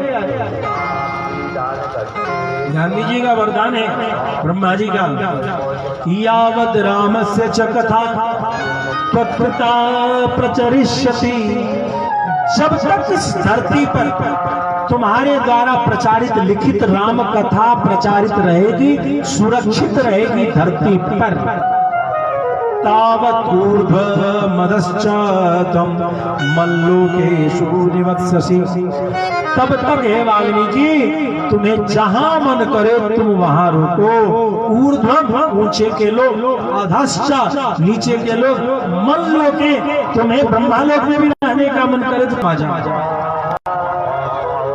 अब बोलिए बाबा, उसको रोकने वाला कौन है? कोई है?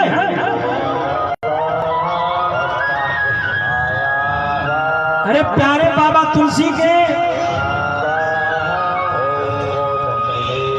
ये तुलसी दल है, ये कथा नहीं है। ये क्या है? बाबा तुलसी के श्री रामचरितमानस को कथा मात्र मत समझो, वो तुलसी दल है। जैसे कितना बड़ा भी भोग की थाली लगा लो और उसमें एक तुलसी दल रख दो, सर्वदोष हरो तुलसी, सारे दोषों को तुलसी हर लेती है। ठीक इसी प्रकार से कितनी बड़ी चर्चा भी हो और उसमें बाबा तुलसी की स्याही लग गई तो 100% की हो जाती है, एक नंबर बात हो जाती है साहब। एक बार बादशाह अकबर ने बाबा सूर से कहा, क्या कहा कि भैया बाबा सूरदास को बुला लिया, और बाबा सूरदास को बुला करके कहते हैं कि आखिर इस संसार में सबसे बड़ा कवि कौन है? प्रेम से भक्तवत्सल भगवान की ध्यान दीजिएगा, क्या प्रश्न है? सबसे सुंदर सबसे बड़ा कवि कौन है? बाबा सूर्य का तात्पर्य, तो आप किसे सबसे अच्छा कवि मानते हैं? बाबा शून्य का देखिए, भगवान का नाम उत्तम श्लोक चरितन है। भगवान का क्या नाम है? उत्तम श्लोक। जिनके बारे में जिस श्लोक में, जिस कविता में कोई भी चीज लिखी जाए और उसमें भगवान का नाम आ जाए तो उस श्लोक का, उस कविता का नाम उत्तम कवि, उत्तम श्लोक हो जाता है। तो वही कविता उत्तम है जिसमें प्रभु का नाम आ जाए। और आप कह रहे हो कविता तो उत्तम का सूत्र ये बताता है, उत्तम श्लोक भगवान का नाम है। उत्तम कवि तो जिसके हर कविता में भगवान की लीला हो, वो सबसे अच्छा कवि। सूत्र तो यही कहता है। अकबर ने कहा हाँ भाई आपकी बात है, बताइए। बहुत सही बात है, सूत्र अच्छा है। तो ऐसा दूसरा कोई नहीं है, ऐसा मैं खुद हूं। बोले सभी तो भगवान की, क्योंकि मेरी कोई भी कविता सूर श्याम के बिना कोई कविता लिखवे ही नहीं जीवन। कोई भी ऐसी कविता नहीं जिसमें बाबा सूर ने भगवान का नाम न लिया हो। बोल भक्तवत्सल भगवान की। अतः मैं सबसे सुंदर कवि हो गया,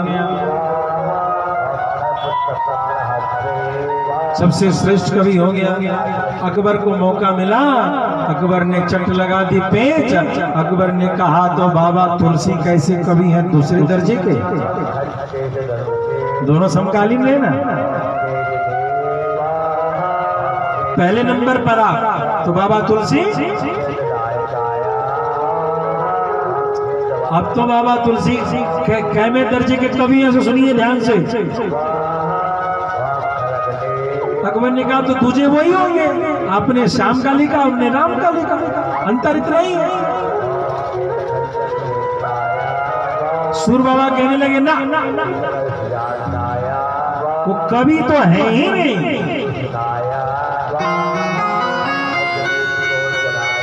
कवि नहीं है तो क्या है? अकबर तुम उनको कवि कैसे समझ रहे हो और मैं उन्हें कवि कैसे कह सकता हूं? वो कवि नहीं।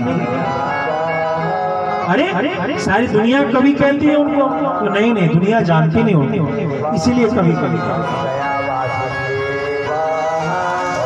और बाबा तुलसी खुद को कवि नहीं मानते। मैं तो क्या, तो कैसे? ध्यान दीजिएगा, रामचरितमानस का अनुसंधान कीजिए।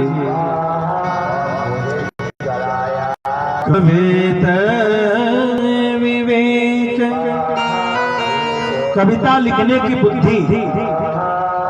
कविता विवेक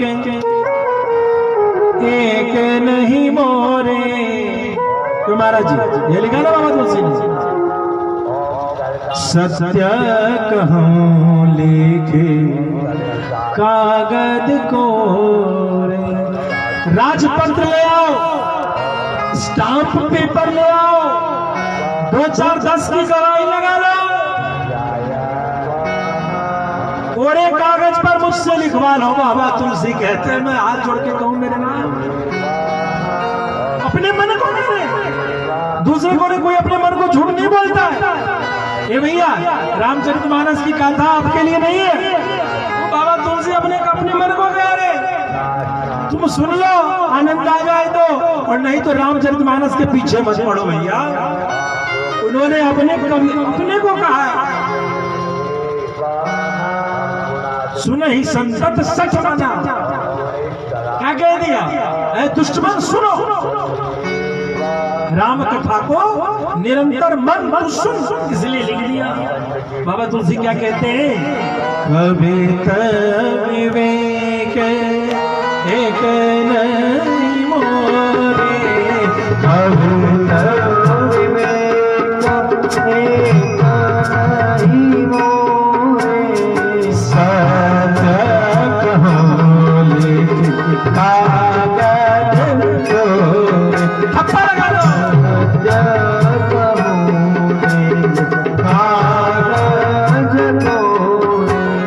बुला लो सारी पंचायत को, बुला लो राज दरबार को, मैं लिखने को तैयार हूं।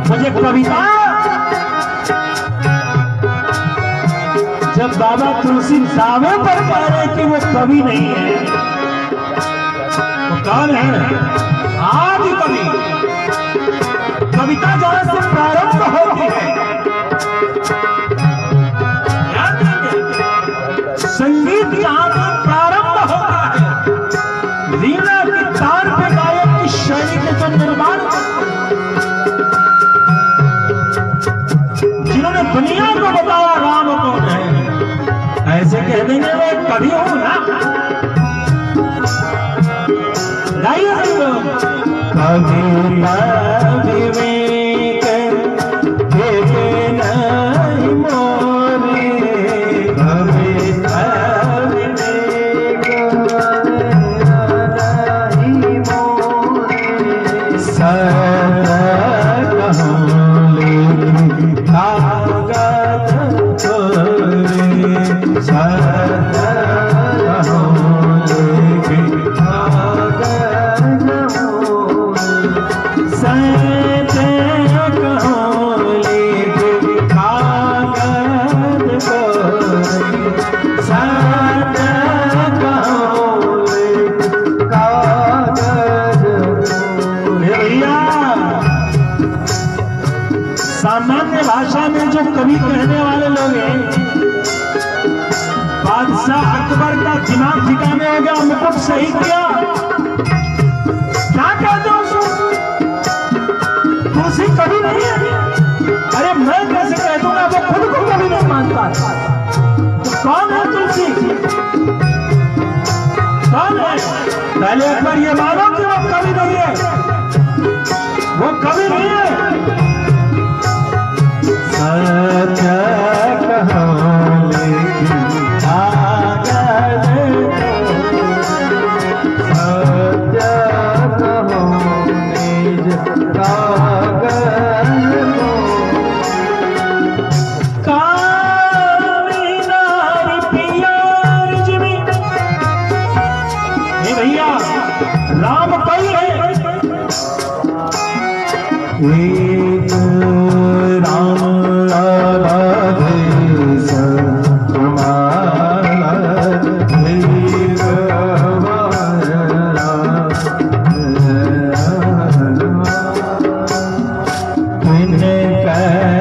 चरित विदित संसारा, चरित विदित संसारा,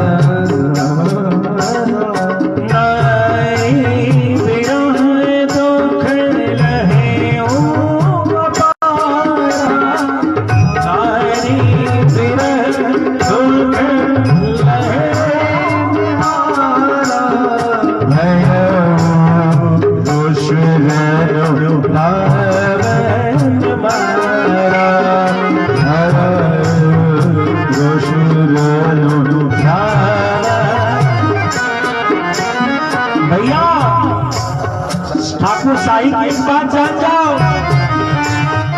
एक महाराज जी 3 साल रसिक उपासना सीखने के लिए गोलाघाट में रहा। जो हमारे संत अयोध्या जाते हैं उनको पता है, गोलाघाट में राम जी की उपासना बहुत अद्भुत तरीके से होती है। हमने उसमें से एक पद कल गाया तो किसी श्रोता को उलझन हो गई। अवध सैया मोरी छोड़ो न भैया का क्या मतलब है? अरे रसिकों की उपासना है। वो एक महाराज जी हैं, बड़ा सुंदर रसिक है। वो हमेशा कहते हैं महाराज जी अपनो सुनो, अपना आसन, अपना बसनो, अपना कपड़ा, ठाकुर बटुआ अपनो। मेरा नाम कौन है इसकी चिंता कीजिए। तुलसी बाबा के रामायण में कई नाम है, पढ़िए कई नाम है, लेकिन बाबा तुलसी के राम कौन है?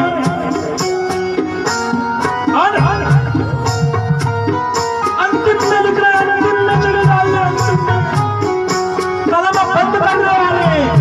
प्यार की बात, दिल की बात अंत में कही जाती है यार। प्यारे दिल की बात यूं ही बाजार में नहीं फेंकी जाती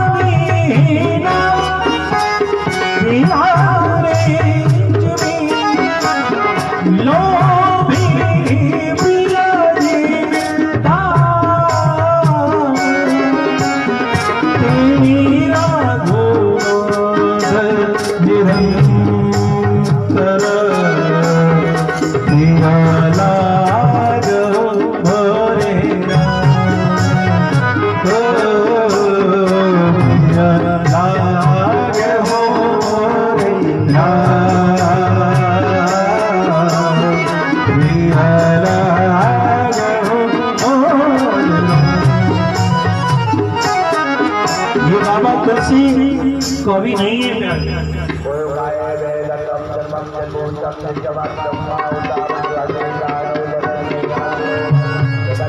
अकबर सावधान होता है, बिरबल सब लोग बैठे कान से, सब बैठे और बाबा असुर ने कह दिया कि तुलसी बाबा खुद को नहीं मान रहे हैं कि वो कवि है, तो मैं कैसे कर दूं, मैं नहीं कह सकता। और तुलसी बाबा ही मुझे कहते हैं, सूर्य जी आप इस युग के सबसे अच्छे कवि, भक्ति युग के सबसे श्रेष्ठ कवि बाबा सूर। भैया बाबा सूर की कविता की चर्चा कर लो। जानते हैं एक बार वो कन्हैया चला गया बाबा सूर के पास, हाथ पकड़ता है और कहता है बाबा गोलोक चलो, गोलोक बहुत हो गया, चलो गोलोक। बाबा सूर ने कहा कन्हैया तेरा गोलोक तुझे मुबारक, मोहे तो यार गोवर्धन में, वृंदावन में या ब्रज में बहुत आनंद आ रहा। और सुनो अभी मेरी कविताएं पूरी नहीं हुई है। अब कन्हैया बैठ गया बाबा सूर के बगल में। कन्हैया कह रहा था कितनी कविता लिखेगा? 80,000 हो गया, 1 लाख लिख के जाऊंगा। मेरे ठाकुर पकड़ के ले चलने को तैयार है, चलो बोलो। और ठाकुर का भक्त कह रहा अभी नहीं जाऊंगा, पहले 1 लाख रचना करूंगा फिर जाऊंगा। गिनती कराई गई, 80,000 हुआ। तो कहते हैं रात्रि में भगवान ने खुद अपने नाम की, तो कहीं तो सिर्फ सूर है और किसी किसी में सूर श्याम है।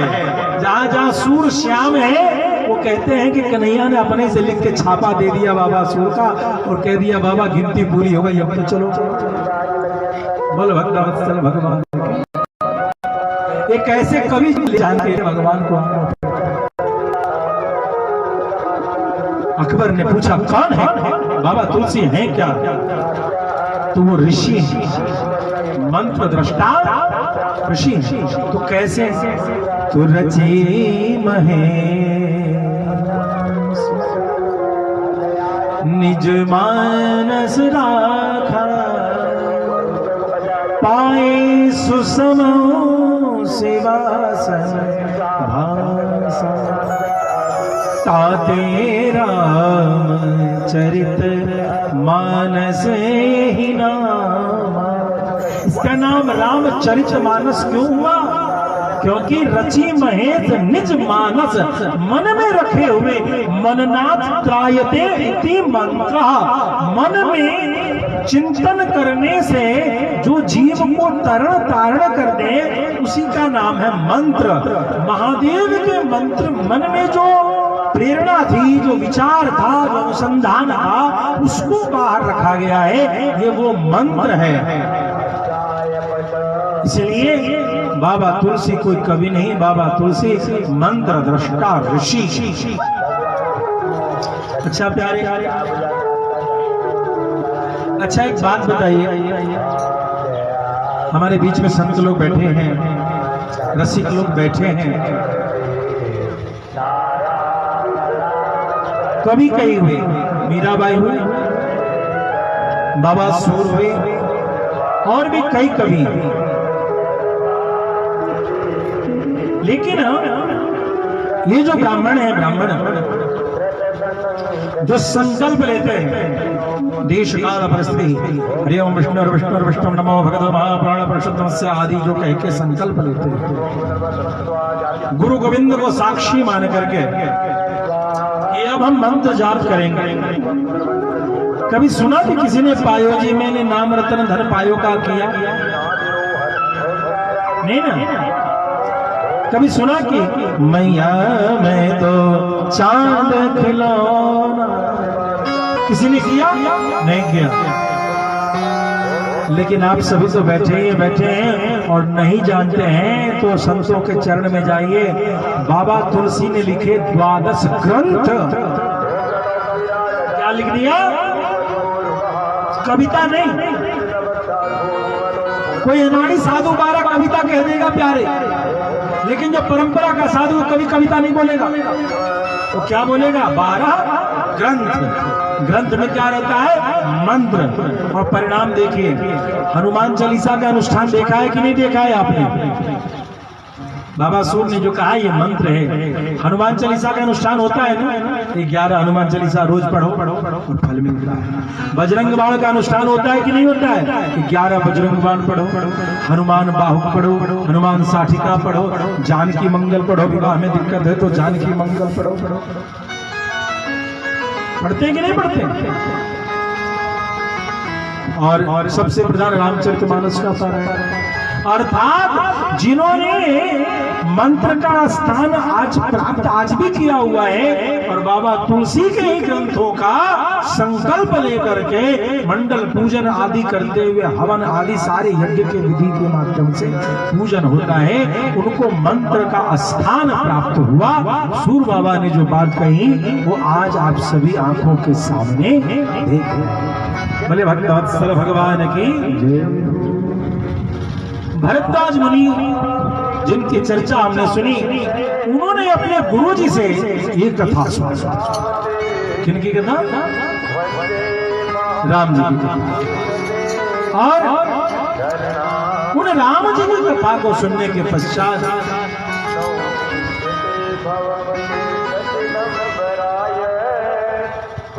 राम जी की सेवकाई का भी अवसर मिला, भरत जी की सेवकाई का भी अवसर मिला। ये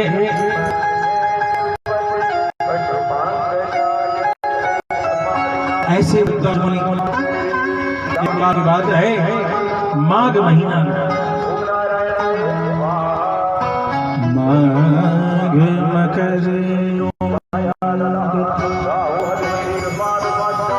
अभी जब होए तीर्थ पतिया वहीं सब कोई।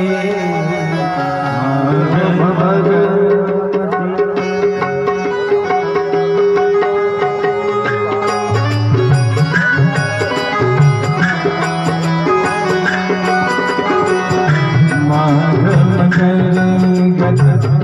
रवि जब होए तीर्थ पतिया वही सब कोई। माघ मकर जब होए तीर्थ पतिया वही सब कोई। तीर्थराज प्रयाग में सभी लोगों का आगमन है। बड़े बड़े ऋषि संत ज्ञानी वैरागी सभी लोग आ रहे हैं। तीर्थराज प्रयाग में डुबकी लगाएंगे, स्नान करेंगे और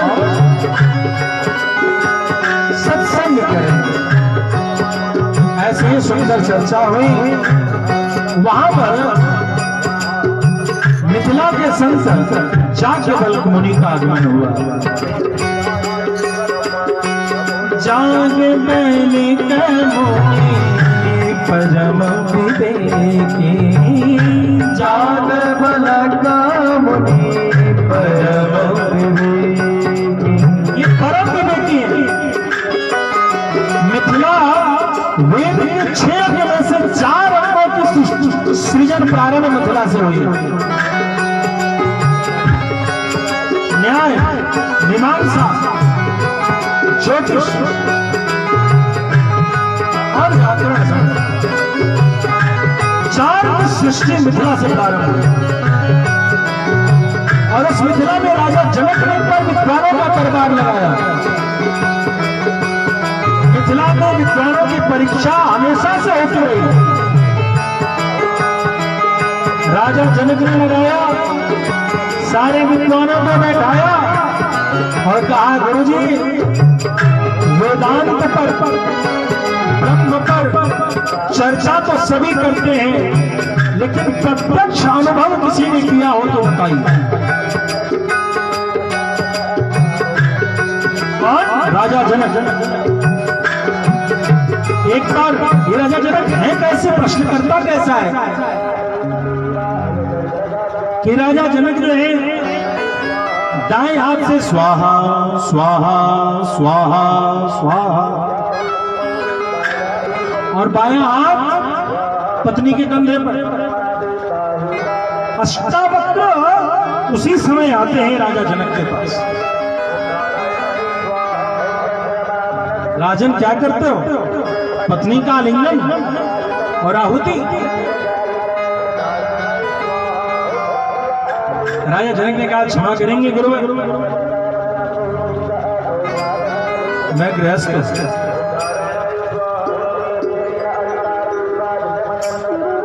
भगवान कृष्ण ने 700 श्लोकों की गीता में किसी एक को आदर्श बताया है। सर्वोपनिषदों गावो दुग्धा गोपाल नंदन, सारे उपनिषद गाए हैं और जो दूध गीता का दोहने वाले नंद नंदन ने जो पात्र में दूध दिया है, इस दूध में जो मलाई है, जो एक उदाहरण दिया है, वो उदाहरण कौन है बताइए? एक को आदर्श रूप में बताया है और वो आदर्श दूसरे कोई नहीं प्यारे, राजा जनक हैं, मिथिलेश राजा जनक हैं। कर्मणैव संसिद्धिम आस्थिता जनकादया। जनक जी से गिनती प्रारंभ किया है। जनक आदि दूसरे। उन जनक ने जब अष्टावक्र जी ने उनको टोका है क्या करते हो, उन्होंने कहा गुरुजी ये मेरा दायां हाथ तो स्वाहा कर रहा है और बायां हाथ तो पत्नी पर है। सच पूछिए मैं जो हूँ न मैं स्वाहा कर रहा हूँ न मैं पत्नी का आलिंगन कर रहा हूँ। मैं इन दोनों कर्म से परे, मैं स्थाणु हूँ, मैं अव्यय हूँ, मैं अविनाशी हूँ, मैं कुछ भी नहीं।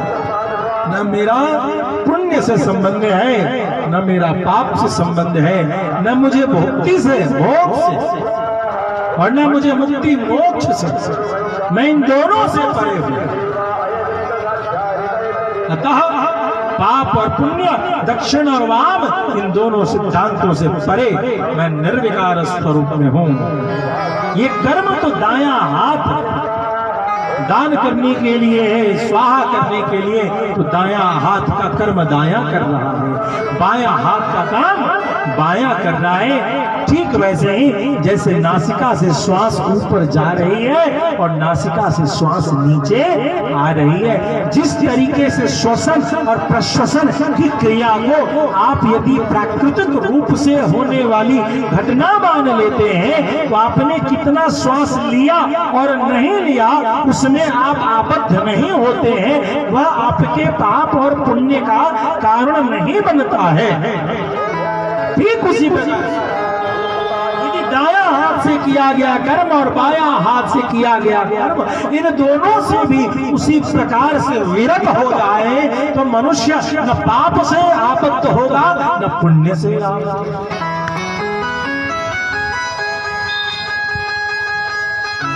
नहीं समझे बात? मैंने कहा था, इसीलिए पहले ही निवेदन किया था कि चुल्लू में जितना पानी है उतना ही पी, पूरा नहीं पी पाओगे। अगली बार आना घाट पे, बनारस में खुद ही 80 घाट है। हमारे काशी के विद्वान भूत भावन विश्वनाथ के दरबार से भी कई विद्वान आपको वेद की वाणी सुना रहे हैं। और सच जानो, काशी की एक गहरी बात है, काशी के कोई विद्वान वेद नहीं बोलते। जब काशी के विद्वान बैठते हैं और जब बाबा विश्वनाथ को सुमरण करते हैं तो उसके बाद उनके मुख से वह विद्वान नहीं, उनके मुख से बाबा विश्वनाथ की कृपा हो गई। दास को बाबा ने अपनी नगरी में बहुत समय दिया और सच बताऊं आज भी जब उलझता हूं ना, कई बार मुख से ऐसी बात निकल जाती है, कई बार लगता है कि लोग अब शास्त्रार्थ करेंगे, तो सच बताऊं आज भी मुझे आज भी बाबा की याद आती है। बाबा अभी अंगद का पैर तो गिर गया, अब ये कैसे हिल जाएगा। और सच बताऊं उसी समय हृदय से प्रेरणा आती है, पता नहीं कौन सी चौपाई, कौन सा श्लोक, कौन सा मंत्र याद आता है कि आप ये बात प्रमाणित। ऐसी बात एक बार नहीं, दास पर बाबा की कृपा, तात मात सब विधि तुलसी के, ये जो बाबा तुलसी का भाव है सत्य है, तात मात सब विधि तुलसी के, बाबा विश्वनाथ ही पालते हैं भैया, बाबा विश्वनाथ ही पालते हैं। 2005 में पहली बार काशी में दशाश्वमेध घाट पर श्रावण के महीने में दास को कथा करने का अवसर प्राप्त हुआ। मैं कॉलेज का विद्यार्थी था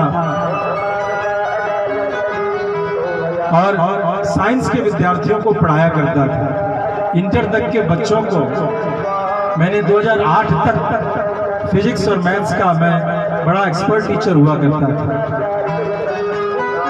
और 2005 की घटना है, जीवन में कुछ ऐसा क्षण आया कि किसी गुरुजी ने कहा रामचरितमानस पढ़ो, और मुझसे भी जब कुछ लोग ज्यादा माथा खाते हैं, मैं कहता हूँ रामचरितमानस पढ़,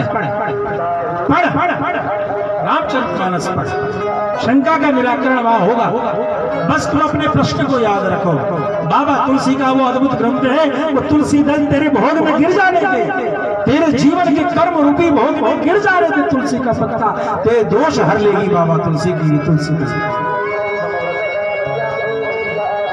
तो मेरी वो जो घाट होती है ना, घाट पर आरती, जब इंटर में हम गए थे 2001 से 3 के बीच में, उस समय प्रारंभिक बेला में था, शीतला मैया के घाट पर जाते आरती करना, और एक बड़ा सा डमरू आप लोगों ने देखा होगा, उस डमरू को इंटर में हमने वहां खूब गंगा जी को सेवा दिया, खूब शाम को वही करना, नहीं जानो कछु और कबारू।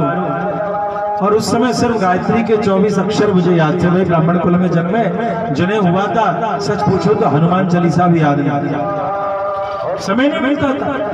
गायत्री मंत्र जप लिया एक माला और डमरू बजा दिया और अपनी पढ़ाई करी। तो पहली जो मेरी डायरी आज भी है, उसमें हनुमान चालीसा लिखी है कि कहीं फंस न जाओ। तो मुझे एक गुरुजी ने कहा रामचरितमानस पढ़ो, मैंने पढ़ा, सावन का मौसम था, मन में भाव आया गंगा जी को सुनाऊंगा। तो बाबू महाराज है जो वहाँ आज भी शीतला घाट पे आप जाइए तो बाबू महाराज वहाँ आरती कराते हैं, परिचित थे, उस समय मैं दिया बत्ती तेल करता था। महाराज जी रामचरितमानस सुनाना है कहीं बैठने के लिए, तो उन्होंने बोला इस पार्क में बैठ जाओ। मैं तो गया था रामचरितमानस मेरे भाई पाठ सुना। वहाँ के आयोजक शिव शक्ति कांवरिया सेवा शिविर है, जब सावन में जाएंगे तो आपको दिखेगा, उन लोगों ने कथा के रूप से उसका मंचन कर दिया। मैं जब कमरे में आया तो गुरुजी से कहा कि गुरुजी कथा तो कभी सुनी नहीं। कभी कभी उस समय सोनी चैनल पर स्वामी अभिमुक्तेश्वर हरिद्वार वाले उनका प्रवचन आता था, वो सुनता था। संस्कृत मेरी बहुत अच्छी थी, व्याकरण मेरा बहुत अच्छा था। आज दशरथ दास जी महाराज के पास में गया तो वहां एक पुस्तक दिखी मुझे, असली महा इंद्रजाल, जो रूपेश ठाकुर प्रसाद की प्रकाशन है। उस पुस्तक को देखते मैंने कहा महाराज ये पुस्तक देखो, तो उसमें था जादू टोना के मंत्र। फिर मैंने महाराज जी को बताया कि हस्तलिखित पुस्तक है ये, तो हाँ हमने उनको प्रेम से कहा कि काशी में मैं यही काम करता था, पुस्तकों का संशोधन संपादन, और ये पुस्तक की शुद्धि अशुद्धि मैंने ही चेक की। हस्तलिखित ये पुस्तक है, इसमें वर्तनी की शुद्धि अशुद्धि स्पेलिंग का, ये रूपेश ठाकुर प्रसाद वाले, इसका जो है मेरे पास एक कॉन्ट्रैक्ट आया था। ये ऋषिकेश पंचांग का 10 वर्षीय पंचांग जो है, जो नव परिवर्तित संस्करण निकला, इसकी भी शुद्धि अशुद्धि दास के पास ही। काशी में बहुत विद्वानों की कृपा मिली, चाहे वो सूरलाल शास्त्री जी हो, ये जो ज्ञानवापी का क्षेत्र है, वहां भी राम कथा पर प्रवचन करने का सौभाग्य बाबा विश्वनाथ ने दिया है। ज्ञानवापी में बाबा को सुना रखा है। तो कथा का आयोजन था, मैं गुरुजी से पूछने गया, गुरुजी कथा क्या होती है, कैसे करते हैं? तो उन्होंने बोला कुछ नहीं, रामचरित पढ़ाते तो शिक्षक तो जानते हो, टीचर क्या करता था, रामचरितमानस को एक्सप्लेन करना है। जरूरत की चीजों को समझाना है। अब मैं गया बाबा विश्वनाथ को प्रणाम करने के लिए गुरु पूर्णिमा, आषाढ़ पूर्णिमा को, और अगले दिन कृष्ण पक्ष सावन का चढ़ेगा। बाबा को प्रणाम करने गया और मुझे आज भी वो क्षण याद आ जाता है कि नमामि शमीशान निर्वाण रूपम।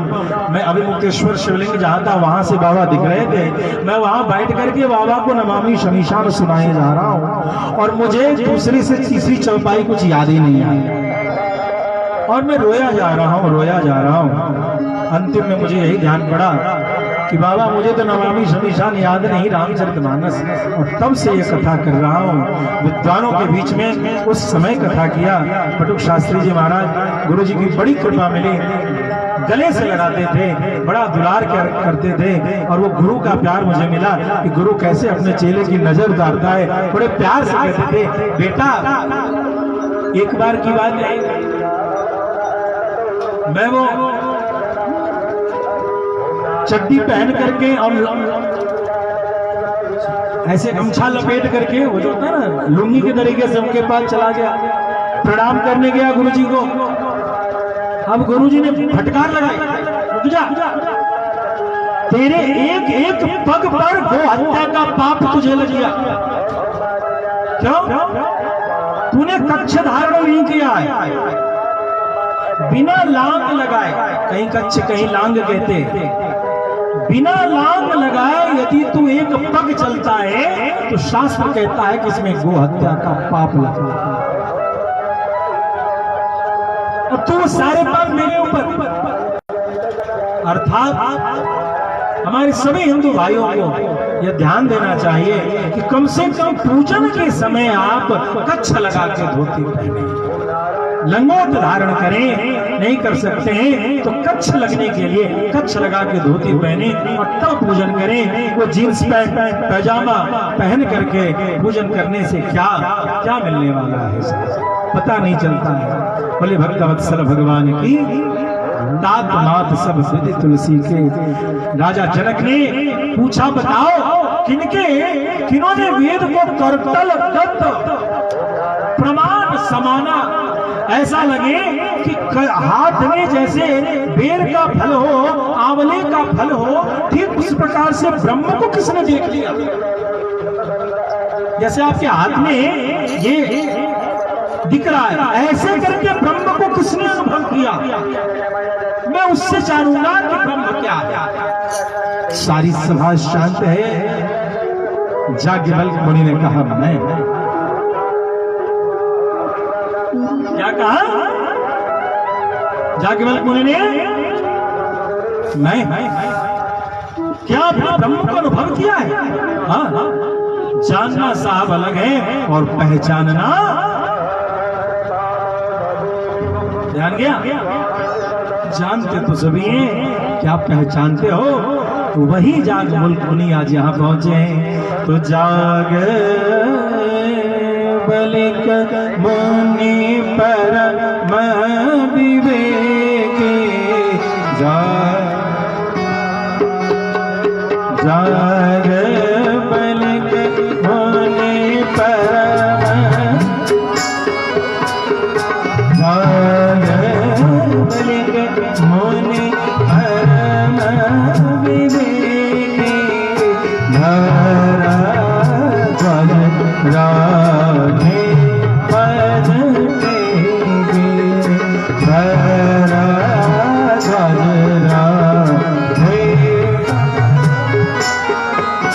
याज्ञवल्क्य मुनि चरणों में झुक करके प्रणाम किया, अभिनंदन किया।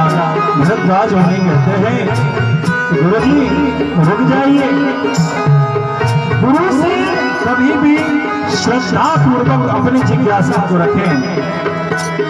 श्रद्धा पूर्वक जिज्ञासा को रखने पे जिज्ञासा का शमन होता है, और उटपटांग तरीके से रखने से भगवान शंकर भी गरुड़ जी को बोलना पसंद नहीं करते।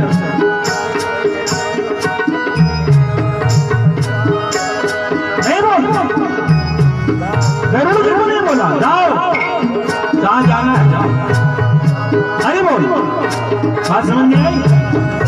अब अपनी जिज्ञासा को प्रेम से रखें। क्या पूछ रहे हैं गुरु जी? रुक जाइए। राम कवन प्रभु पूछऊं कोई, राम कवन प्रभु पूछऊं कोई, कहिए बुझाए कृपारे दिनों, कहि बुझाए कृपारे दिनों, जैसे मिटे मोह भ्रमवारी, जैसे मिटे मोह भ्रमवारी, कहो सचा नाथ विस्तारी, कहो सचा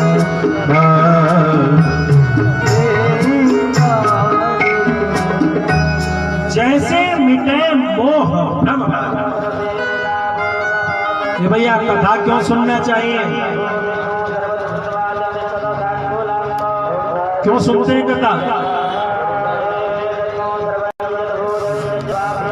भाई आप लोग कथा गलत चीज के लिए सुनने आते हैं। समस्या भाई, कुछ लोग पुण्य कमाने आते हैं, कुछ लोग पाप घटाने आते हैं, कुछ लोग पितरों के लिए आते हैं।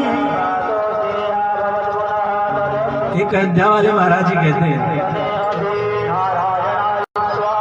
महाराज जी बताइए हमारी जनता कैसी है? क्या पितरों की तृप्ति श्री राम कथा से नहीं होती है? कोई अज्ञानी कथावाचक यहाँ तक कह पड़ते हैं कि पितरों की तृप्ति के लिए राम कथा नहीं। ठिकाने कुछ बात चुल्लू से बाहर हो तो परेशान नहीं होना। कुछ बातें आपके लिए है देवियों सज्जनों, और कुछ बातें हमारे विद्वान जो यज्ञ कर रहे हैं उनके लिए भी हैं, और कुछ बातें जो हमारे साधु संत हैं उनके लिए भी हैं, कि उनकी निशा भगवत भक्ति में, राम भक्ति में बनी रहे। तो जो बात सबों के लिए है ना, वो बातें आपके चुल्लू से बाहर जा सकती है। परेशान नहीं होना, 9 दिन की बात है। मुक्ति को उपनिषद है, मुक्ति को समर्पित उपनिषद। महाराज जी उपनिषद की वेदवाणी है, उसमें प्रश्न करता है हनुमंत लाल जी महाराज, और उत्तर प्रदान करने वाले हैं हमारे प्यारे रघुनंदन सर। बहुत सारी विवेचन है, उस विवेचन में अंत में निष्कर्ष पे पहुंचते हैं कि प्रभु मोक्ष कैसे मिलता है? तो कहते हैं काशी में काशी मरणात् मुक्ति, गंगा दर्शन मुक्ति। गंगा जी के दर्शन करने से मुक्ति मिलती है, काशी में मरने से। तारक मंत्र का उपदेश बताया कि कैसे काशी में तारक मंत्र के माध्यम से महादेव जो है, रामचरितमानस का बहुत सुंदर प्रमाण है, महामंत्र जो जपत महेशो कासे मुक्त वेदोपदेशो। क्या इस मुक्ति को उपनिषद में ही तारक मंत्र उपस्थित है। इस मंत्र से, भाई मंत्र को खुले मंच से नहीं बोल सकते, वो गुरु जी से पूछिए। तो तारक मंत्र का उपदेश किया गया। इस मंत्र को कैसे, काशी में जब कोई मरता है, कोई मरे, कुछ भी कर्म किया, हाय बेटा, हाय भतीजा, हाय पत्नी, हाय हाय लगा के, हाय लूटो खसोटो, जब मरा और कंधे पर शव है, क्या बोलते हैं उसमें? राम नाम सत्य है, राम नाम सत्य है। कहा ये बोलने का अधिकार ठीक, जो उसको ओढ़ रहे होते वही बोलता, पीछे से बोलता सत्य है। चिंता मत कीजिए, काशी में नहीं भी कोई बोलेगा तो दक्षिण करने। महादेव क्या करते हैं? बच्चों को कान पकड़वाते हैं ना, तो बच्चा बुढ़े होने तक भी कुछ नहीं समझता है, तो मरने के समय महादेव क्या करते हैं? कान पकड़ते हैं। गुरु जी क्या करते हैं? कान फूकते हैं। अब कोई गुरु नहीं, कान किसी से फुकवाए नहीं। अब बाबा विश्वनाथ ने सोचा इस नालायक ने तो कुछ धर्म किया नहीं, जैसे तैसे यहां मरा है, तो चलो भगवान शंकर वंदे बोध, ध्यान दीजिएगा, तारक मंत्र का उपदेश, और वह भी से शुरू किया है। वंदे बोध मयम नित्यम, नित्य गुरु गुरु शंकर नित्य गुरु कौन है? विश्वनाथ ममनाथ पुरारी, हरहुनाथ मम संकट भारी। बाबा तुलसी क्या लिख रहे हैं? वंदे बोधमयम नित्यम, नित्यम बोधमयम, नित्य ज्ञान में ले लेते हैं तो नित्य ज्ञान देने वाले गुरु, और यदि नित्य को गुरु में ले लेते तो नित्यम गुरुम शंकर रूपिणम, शंकर रूप में जो नित्य गुरु है उनको प्रणाम करते हैं। दोनों बात है, यहाँ गुरु की स्तुति है और यहाँ शंकर की भी स्तुति है। अब गुरु को शंकर रूप में मानना या शंकर को गुरु रूप में मानना, ये रहस्य की बात है। यदि जीवन में आपको गुरु मिल गए तो गुरु ही शंकर है, और जीवन में आपको गुरु नहीं मिले और काशी में मरे तो शंकर ही गुरु। इसे बाबा तुलसी मिला के लिख दिया वंदे बोधमयम नित्यम गुरु शंकर नमास्मै वक्त्रोपि चंद्र सर्वत्र वंदते। भला प्यारे टेढ़ा को कोई पूज पाया है, लेकिन टेढ़ा चांद, दूज का चांद सारी दुनिया पूजती है। क्यों? क्योंकि वह चंद्रमौली जो है, चंद्र जो है, जटा जूटधारी गंगाधर के माथे पर हो गए, और बाबा विश्वनाथ ने कहा मेरा नाम इससे जोड़ दो, उनका नाम चंद्रमौली शंकर हो गया। चंद्रशेखर चंद्रशेखर पाहि मां, चंद्रशेखर चंद्रशेखर रक्ष मां, चंद्रशेखर चंद्रशेखर पाहि मां, चंद्रशेखर चंद्रशेखर रक्ष मां, चंद्रशेखर चंद्रशेखर पाहि मां, चंद्रशेखर चंद्रशेखर रक्ष मां, चंद्रशेखर चंद्रशेखर पाहि मां, चंद्रशेखर चंद्रशेखर रक्ष मां, चंद्रशेखर चंद्रशेखर पाहि मां, चंद्रशेखर चंद्रशेखर रक्ष मां,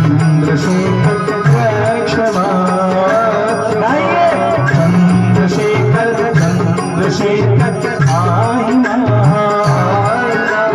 चंद्रशेखर चंद्रशेखर रक्ष मां, चंद्रशेखर चंद्रशेखर पाहि मां, चंद्रशेखर चंद्रशेखर रक्ष मां, चंद्रशेखर चंद्रशेखर पाहि मां, चंद्रशेखर चंद्रशेखर रक्ष मां, चंद्रशेखर चंद्रशेखर पाहि मां,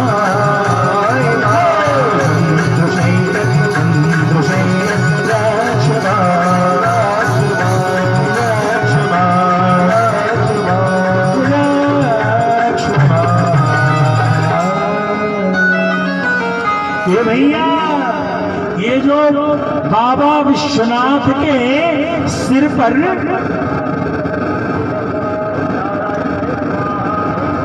जो चंद्रमा है, ये चंद्रमा काशी में भी है।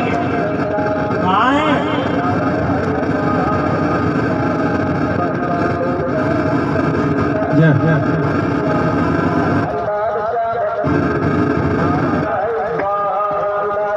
चंद्रशेखर। अब काशी यदि बाबा शिव की स्वरूप है तो चंद्रमा कहाँ है? काशी कौन कौन गए? काशी गए? काशी नहीं गए? और नहीं देखे हैं तो अपने बेटे से बहू से कहना मोबाइल में दिखाओ काशी, वो गूगल में दिखाएगा। और गूगल अंकल से जब पूछोगे दिखाओ काशी का गंगा, यानी वो गंगा की आकृति चांद सी है। कैसी है? तो बाबा विश्वनाथ तक्षण करना, मुक्तकोपनिषद कहता है कि दाएं कान में तारक मंत्र का उपदेश देते हैं। यदि थोड़ी भी जिज्ञासा इसमें बची हो तो इसका मुक्ति हो। तो काशी में भी जो ब्रह्मनाल का क्षेत्र है, जिसे हम मणिकर्णिका कहते हैं। क्या कहते हैं? जो अभी ये जो मणिकर्णिका से लेकर के ज्ञान वापी का जो मार्ग बना है, इसी में ब्रह्मनाल क्षेत्र है। ब्रह्मनाल, ब्रह्म से नाड़ किसको कहते हैं? वो मां से पेट का बच्चे का जो संबंध है, नाड़ का नाड़ा, उस नाड़ ब्रह्म नाड़, ब्रह्म के नाल से तेरा जीवात्मा का संबंध जहां तक्षण हो जाता है, उस जगह का नाम काशी में भी है ब्रह्मनाल। अब ठहरे हमारे हनुमंत लाल जी महाराज। हनुमंत लाल जी महाराज ने कहा, प्रभु ये बताओ, काशी न हो, काशी जाने का धन न हो तो कोई कैसे जाएगा? काशी में न जा पाए शरीर से, धन से, व्यवस्था से, तो आप लोग काशी नहीं जा पाए तो कैसे, क्या उनकी मुक्ति नहीं होगी? तो कहा नहीं, हे हनुमान, जहां मेरा नाम संकीर्तन होता है, ध्यान देंगे सभी भक्त, जहां मेरा नाम संकीर्तन होता है, वह स्थान ही काशी के समान फल प्रदान करने वाला हो जाता है और उस जीवात्मा को मोक्ष की प्राप्ति होती है। इसीलिए पहले गांव में अभी है, चल रहा है कहीं कहीं, नाम ध्वनि नाम कीर्तन जरूर हुआ करता था। भाई कोई और यज्ञ हो नहीं हो, गांव के ही बहू बेटियां मिल गए, सभी बच्चे मिल गए, जवान बूढ़े मिल गए और अष्टजाम का, नवाह का आयोजन होता रहता था। नाम महाराज, सीताराम सीताराम, जुगल नाम का कीर्तन होता रहता था। तो आइए हम सब भी श्री लाडपुरा बालाजी की कृपा से श्री राम यज्ञ और राम कथा और रासलीला की झांकी के बीच में है, ऐसे रामलला भगवान को अपना नमन अपना प्रणाम समर्पित करें। हमारे साथ श्री रघुनाथ फिर किस बात की चिंता, हमारे साथ श्री रघुनाथ तो किस बात की चिंता।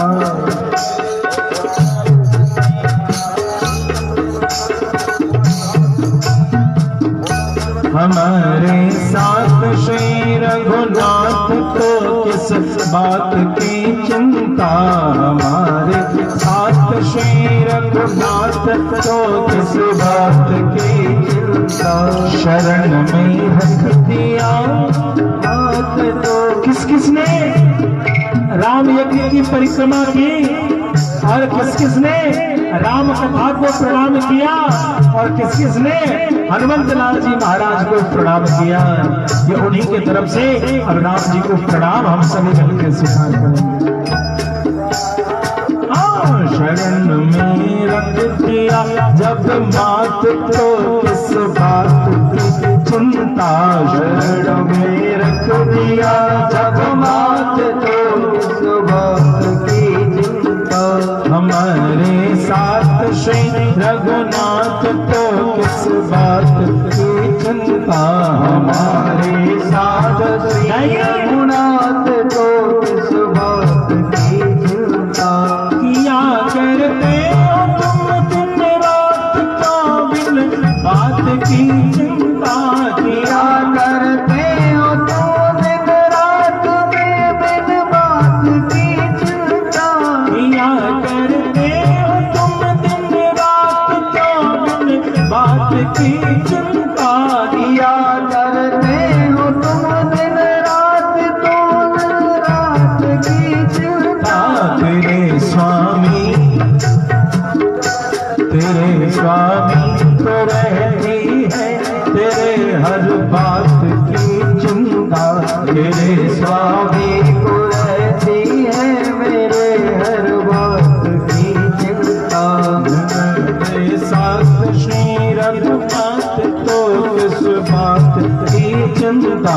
हमारे साथ श्री रघुनाथ तो किस बात की चिंता। अरे प्यारे, सामान्य डॉक्टर के पास जाते हैं तो कहते हैं डॉक्टर साहब मेरे पेट में दर्द हो रहा है। डॉक्टर पूछता गैस्ट्रिक है? तो बोलते हैं हमें क्या पता, हमें पता होता तो आपके पास आते। डॉक्टर से तो पूरी मेरी बीमारी बताओ और मेरा इलाज बताओ, लेकिन यहाँ भगवान के पास जाते हैं तो अपनी बीमारी खुद बोलते हैं और अपना इलाज भी बोलते हैं। अरे प्यारे, वो वैद्यों का वैद्य वैद्यनाथ है। न खाने की न पीने की न मरने की न जीने की न खाने की न पीने की न मरने की न जीने की। न खाने की न पीने की न मरने की न जीने की न खाने पीने की न जीने की न जीने की मरने रहे हर श्वास में भगवान के प्रिय नाम की चिंता। रहे हर श्वास में भगवान के प्रिय नाम की चिंता। हमारे साथ श्री रघुनाथ तो किस बात की चिंता। हमारे साथ श्री रघुनाथ तो किस बात की चिंता। विभीषण को अभय वर दे दिया लंकेश पल भर में। विभीषण को अभय वर दे दिया लंकेश पल भर में। विभीषण को भाई यहाँ पर क्यों निकाला है?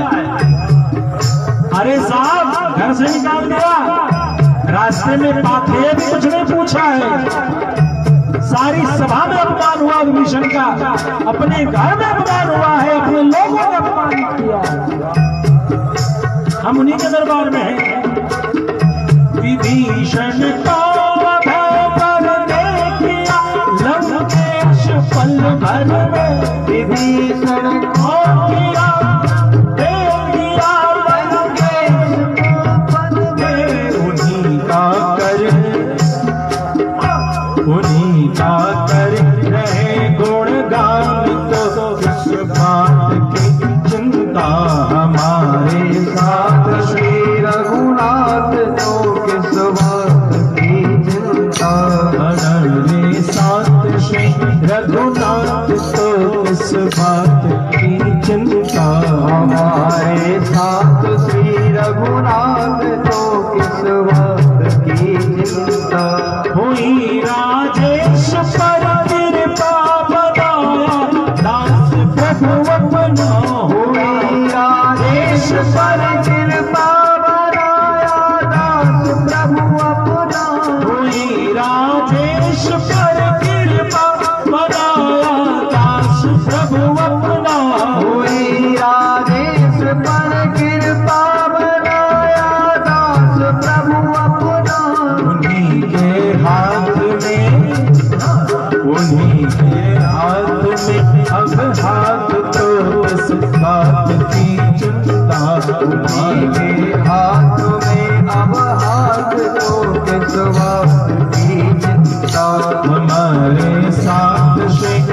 रघुनाथ को किस बात की चिंता। हमारे साथ श्री रघुनाथ को किस बात की चिंता।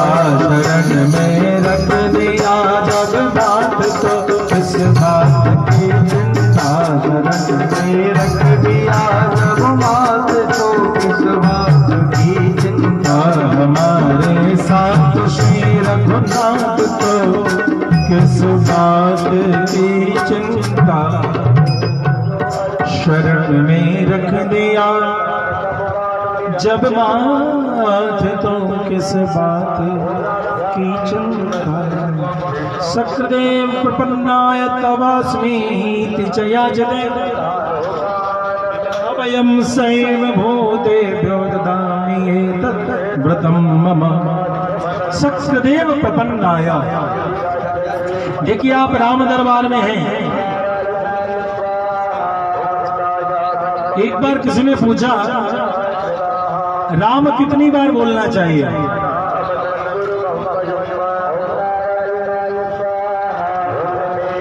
बहुत अलग अलग पंथों में नियम है। कोई कहता है 1 माला चलाओ, कोई कहता है 10 माला चलाओ, कोई कहता है दिन भर माला चलाओ। अब जिज्ञासा ये है कि राम कितनी बार बोले। आपके उद्धार के लिए राम कितनी बार बोलना चाहिए? बोलिए कितनी बार बोलना चाहिए? 1 करोड़, 10 करोड़? कौन बनेगा करोड़पति? 10 करोड़पति? प्यारे 2 बार भी नहीं बोलना चाहिए। आपके उद्धार के लिए आपके जीवन में कितनी बार राम बोलना है? कितनी बार? 1 बार।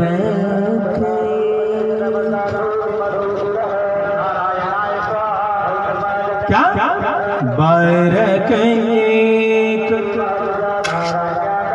राम भवत रही।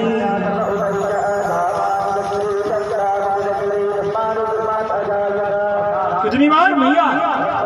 रामायण जी घर में पढ़ना, पढ़ के तब जिज्ञासा लाना, बिना पढ़े मत लाना। होमवर्क लेके आना, जिसको भी कोई शंका हो वो आए। एक निश्चित समय कल से घोषणा कुछ कर देंगे, उस समय आइए। क्या होता है ये, क्या है ना, नर्सरी से लेके पीएचडी तक की क्लास लगी है भाई। नर्सरी है राम बोलना, पीएचडी में पूरी कथा हो के अंतिम में रामे बोलना है। तो कुछ बातें शंका आ जाती है, तो शंका हो तो उस विषय को रामायण में पढ़ के तब आना, पता चले फिर वही बात मुझे पढ़ानी पड़ जाए। रामायण जी में खोजना। बारक राम भवत रही। कितनी बार? प्यारे 1 बार राम बोलने से बहुत डर जाता है कोई आदमी। ऐसे राम की कथा सुनने की बात है। जागवल्क्य ने कहा कि सुनो, तुम जो बात कह रहे हो मैं अब तुम्हें वो कथा सुनाऊंगा। कहो सुमति अनुहारी उमा शंभु संवाद भयो समय जय है तो मुनि भय समय जय है तो सुनी मुनि निज ही विशाल सुमति अनुहारी। मैं अपने मति के अनुसार भैया कोई भी कथा जो करता है, जो भी आपको कथा सुनाता है अपनी मति से सुनाता है प्यारे। यथाधीतम, जैसा पढ़ा और यथामति, वैसी बुद्धि जो समझ में आई वैसे सुना। बोले भक्त वत्सल भगवान की। एक बार और कई बार कथा में शंका आ जाती है। एक बार हम कथा करने गए और परीक्षित पूजन सब हो गया, अंतिम दिन का विश्राम हो गया। एक माता जी आई मेरे पास और समझिए तो पूरा आग बबूला। उन्होंने कहा महाराज जी आपने सुदामा चरित्र तो किया नहीं। हमने बोला भैया सुदामा चरित्र तो हुई है, ऐसे सवालों के लिए ही कथा अब रिकॉर्डिंग करनी पड़ती है। भैया सुनाऊंगा, देखो यहाँ हुई है। बोला नहीं नहीं आपने वो तो कैसे कर दिया, आपने हमारे यहाँ जो व्यास जी आते हैं वो तो गाते हैं, क्या गाते हैं, अरे द्वार पालो, आपने गाया। मैंने बोला मतलब सब व्यास जी गाते हैं, आपने नहीं, मैंने सबका मैंने कर्जा खाया। अरे उनके पास वो भाव है वही गाते हैं। ये तो अपने राम की कथा है ना, मैं अपने राम की कथा सुना रहा हूँ। मुझे क्या जरूरत वो गाऊंगा कि जो वो सब गाते हैं तो वही गाऊंगा। फिर तो डायरी में तो 6 महीने का क्लास चलता है, साल भर का क्लास चलता है, फिर तो वही कथा। शास्त्र का अनुशीलन करने वाला व्यक्ति अपनी कथा तो दोबारा कर नहीं पाता है, दूसरे की कथा पहली बार कैसे कर सकता है। भगवत कृपा से यदि यही कथा आप कहें कि ठीक यही कि यही महाराज जी अगली बार सुने तो बड़ा मुश्किल है साहब। पता नहीं इस बार किस चौपाई पे बोले, अगली बार किस चौपाई पे बोलेंगे। कई बार तो ऐसे हवा से कोई चौपाई दिख जाती है तो फिर उसी में प्रसंग आगे बढ़ जाता है। ऐसा नहीं होनी, रट्टू मत बनिए। स्वाध्याय मां प्रमदः, स्वाध्याय अनुसंधान कीजिए। R&D रिसर्च एंड डेवलपमेंट रहा है, ये रट्टू तोता मत बनिए प्यारे।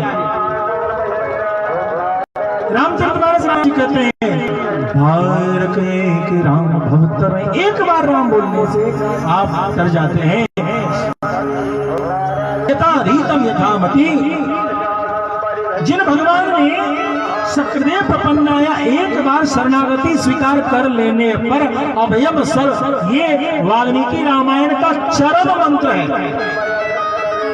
ध्यान देंगे, हर शास्त्र का एक प्रधान मंत्र होता है। जैसे पढ़ते हैं 700 श्लोक में सबसे चरम, सबसे महत्वपूर्ण मंत्र कौन सा है गीता जी में? और मंत्र याद नहीं हो, वह याद रहना चाहिए।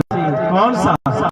सर्वधर्मान् परित्यज्य मामेकं शरणं व्रज अहं सर्व पापेभ्यो मोक्षयिष्यामि। में मुक्ति का संदेश है। श्रीमद् भागवत पढ़ते उसे चरम मंत्र कौन है? कृष्णाय वासुदेव हरे कृष्णाशाय गोविंदाय नमो नमः। अर्थात ये श्रीमद् भागवत पूरा पढ़ नहीं पाए, कम से कम इस मंत्र को जरूर भगवान को रोज सुना दीजिए। वाल्मीकि रामायण का चरम मंत्र कौन सा है? सकृदेव प्रपन्नाय तवास्मि च याचते अवयम सर्वभूतेभ्यो ददामि तत्प्रथम मम। भगवान विभीषण के प्रसंग में कहते हैं, भगवान का संकल्प भगवान को याद दिलाइए। भगवान कहते हैं कि जो एक बार कह दे तुम हमारे हो प्रभु जी, हम तुम्हारे हैं, एक बार जो कह दे, भगवान कहते हैं अभयम सर्वभूतेभ्यो, मैं उसे सभी प्रकार से अभय वरदान देता हूँ, मोक्ष की प्राप्ति कराता हूँ। अब जो है जागवल्क मुनि भरद्वाज मुनि से वो प्रसंग कहना शुरू करते हैं कि एक बार त्रेता युग के समय में कुंभज ऋषि पाही। कुंभज कौन है? कुंभज ऋषि दो का नाम है, एक नहीं है। मित्रा वरुण के तेज को अलग अलग कलश में रख करके दो उत्पत्ति की गई, एक अगस्त मुनि और एक वशिष्ठ। ध्यान देंगे, याद रखना इस बात को। कौन कौन? एक कलश से वशिष्ठ मुनि और एक कलश से अगस्त मुनि। वशिष्ठ मुनि विंध्याचल के उत्तर संस्कृत भाषा के आचार्य वशिष्ठ मुनि, और तमिल भाषा के आचार्य अगस्त। बात समझ में आ गई? दक्षिण भारत में जो भाषा है तमिलनाडु में, उस भाषा के आचार्य कौन है? शिव कृपा से वशिष्ठ मुनि के द्वारा यह संस्कृत का प्रचार और शिव कृपा से ही तमिल भाषा का प्रचार। तो तमिल भाषा, संस्कृत भाषा, ये मौलिक भाषाएं हैं जो शिव विष्णु को बड़ा ही प्रिय है। इसीलिए भगवान के दरबार में जाकर के इन भाषाओं में स्तुति स्तवन करने का विशेष प्रावधान है और विशेष महत्व है, और यही कार्य ब्राह्मण करते रहते हैं। अगस्त मुनि के पास गए, माता सती के साथ भोलेनाथ स्वागत हुआ, ध्यागत हुआ, पाद्यर्घ्य हुआ, और राम कथा अगस्त मुनि से सुनने का अवसर प्राप्त हुआ। राम कथा सुने और वहां से चल पड़े, दंडकारण्य में पहुंचे।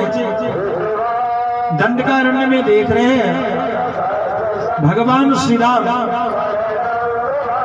व्याकुल होकर के भटक रहे हैं और खोज रहे हैं, मेरी सीता कहाँ गई, मेरी सीता। बिरह बिकल इबर घुराई खोजत फिरत दो भाई बिरह व्याकुल होकर के राम जी पत्तों से पूछते हैं, बताओ मेरी जानकी। फूलों से, कलियों से पूछते हैं, बताओ मेरी जानकी। हिरणों से पूछते हैं, बताओ मेरी जानकी। पर्वतों से पूछते हैं, बताओ मेरी जानकी।